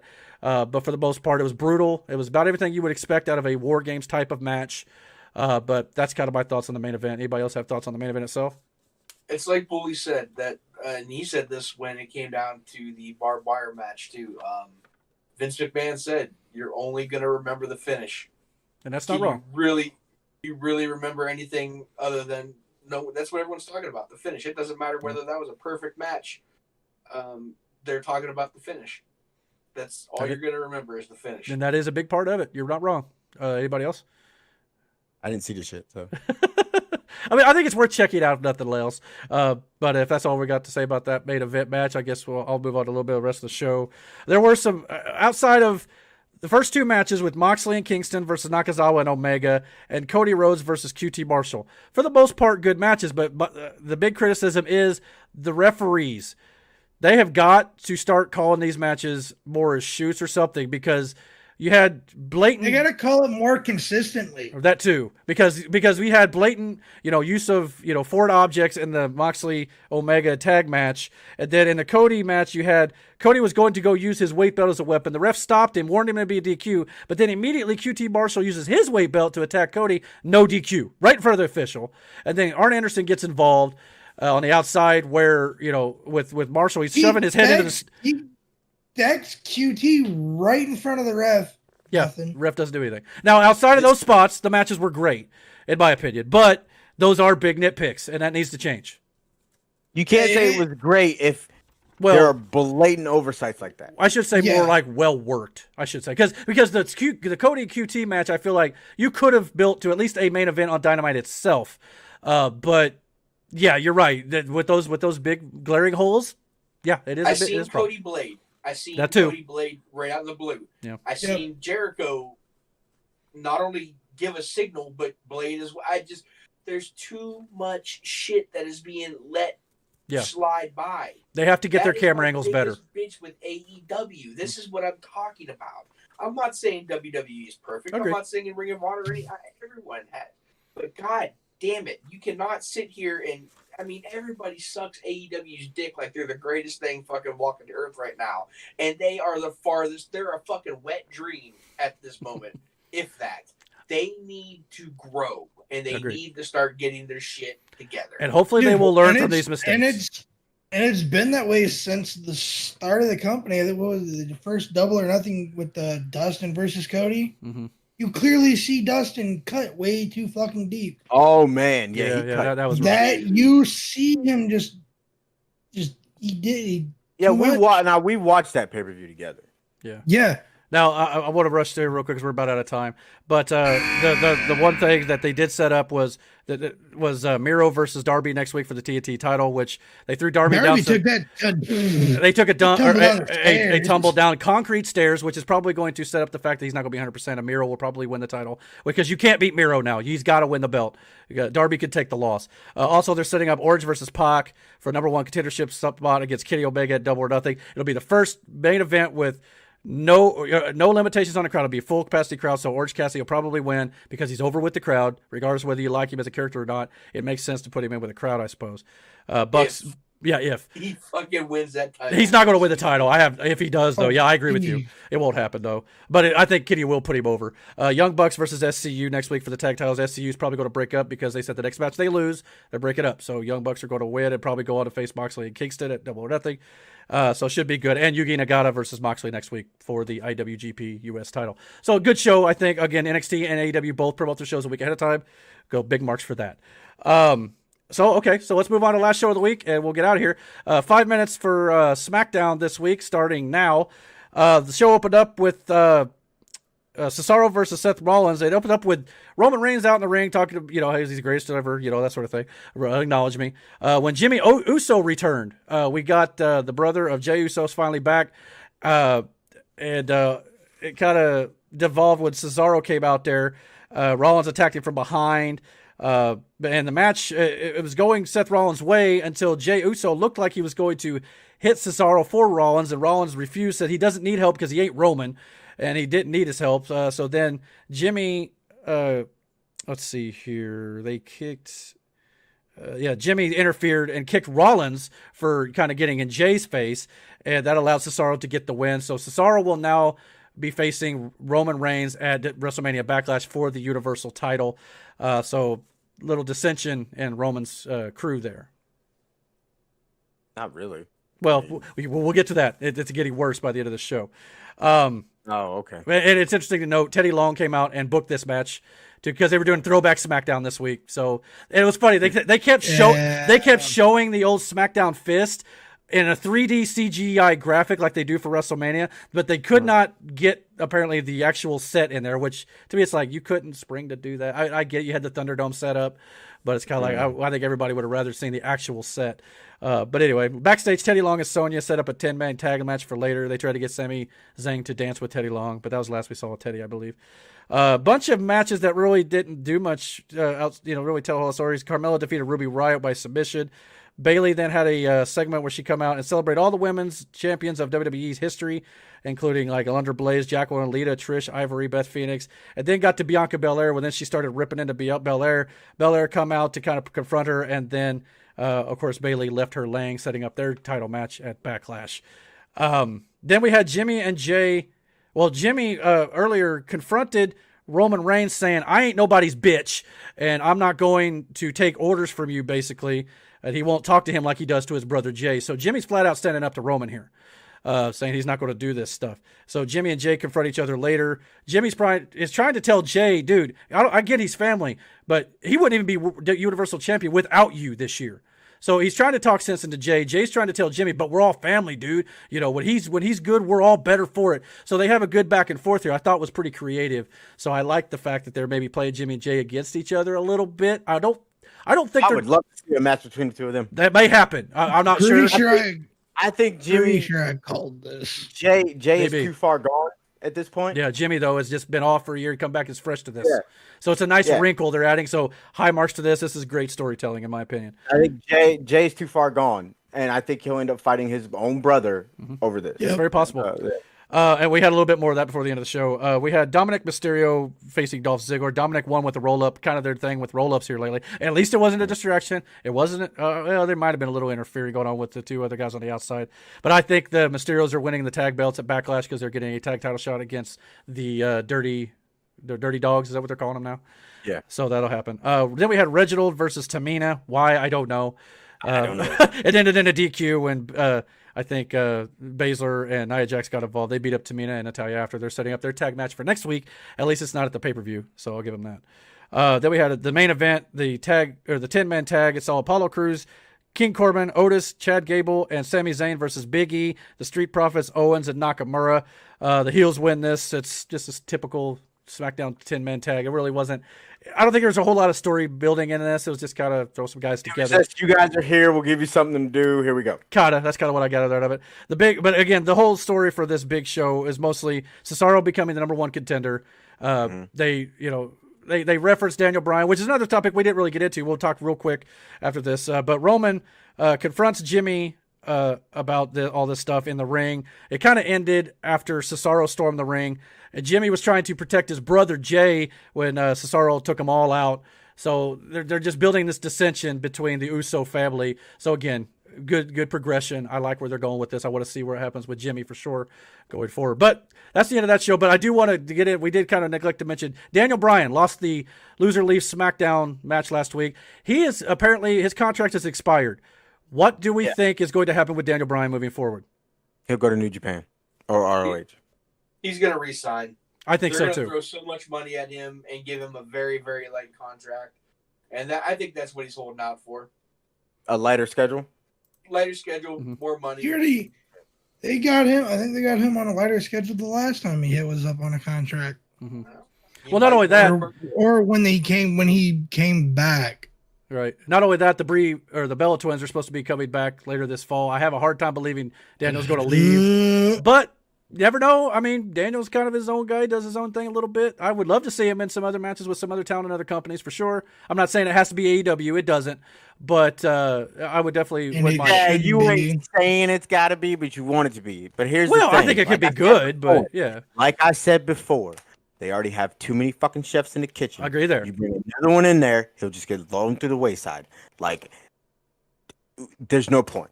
To me, though, this wouldn't be like Christian, though. This would be a big deal if that were to happen. Now, again, it don't have to. Christian was supposed to be your big deal. It was supposed to, and they've kind of dropped the ball a little bit with him, I'm not going to lie. But I do think Daniel Bryan and Omega would be cool, or Daniel Bryan and some of the other guys they have. But, again, not everybody has to go to AEW. I'm not saying that. He'll be going to the wayside. He'll be yeah. He'll be re-signing with WWE. Let's be honest. I mean, I would assume so. Like Tony said, I wholly agree with him. And how many times can we say I agree with Tony on certain wrestling things? So there we go. Yeah, hey, it does happen in a blue moon. Yeah. But with that, guys, you sound like that when you say yeah. But with that, everybody, we've kind of run a little long tonight, so we're going to get out of here. But thank you for watching episode 4 of the Fat Boy Cartel. If you like what you saw here, please comment down below. Hit the like and subscribe button. Do not forget to hit the subscribe button, and definitely hit the notification bell so you get all the notifications about when we put up new content on our channel. And until our next podcast, guys. Before you sign off, okay? Is that the Millennium Falcon on your hat? Yeah, it is. I swear to God, I've been staring at that thing like, what the fuck is that? All right, my bad. Go ahead. All right, guys, take it easy. Take care. Bye bye. Go. Yeah, ready to go, man. Lock and load. That's right. I swear to God that I can drop and roll. Yeah, I got a shot and I ain't stopping, no. That's how I know that I'm unstoppable.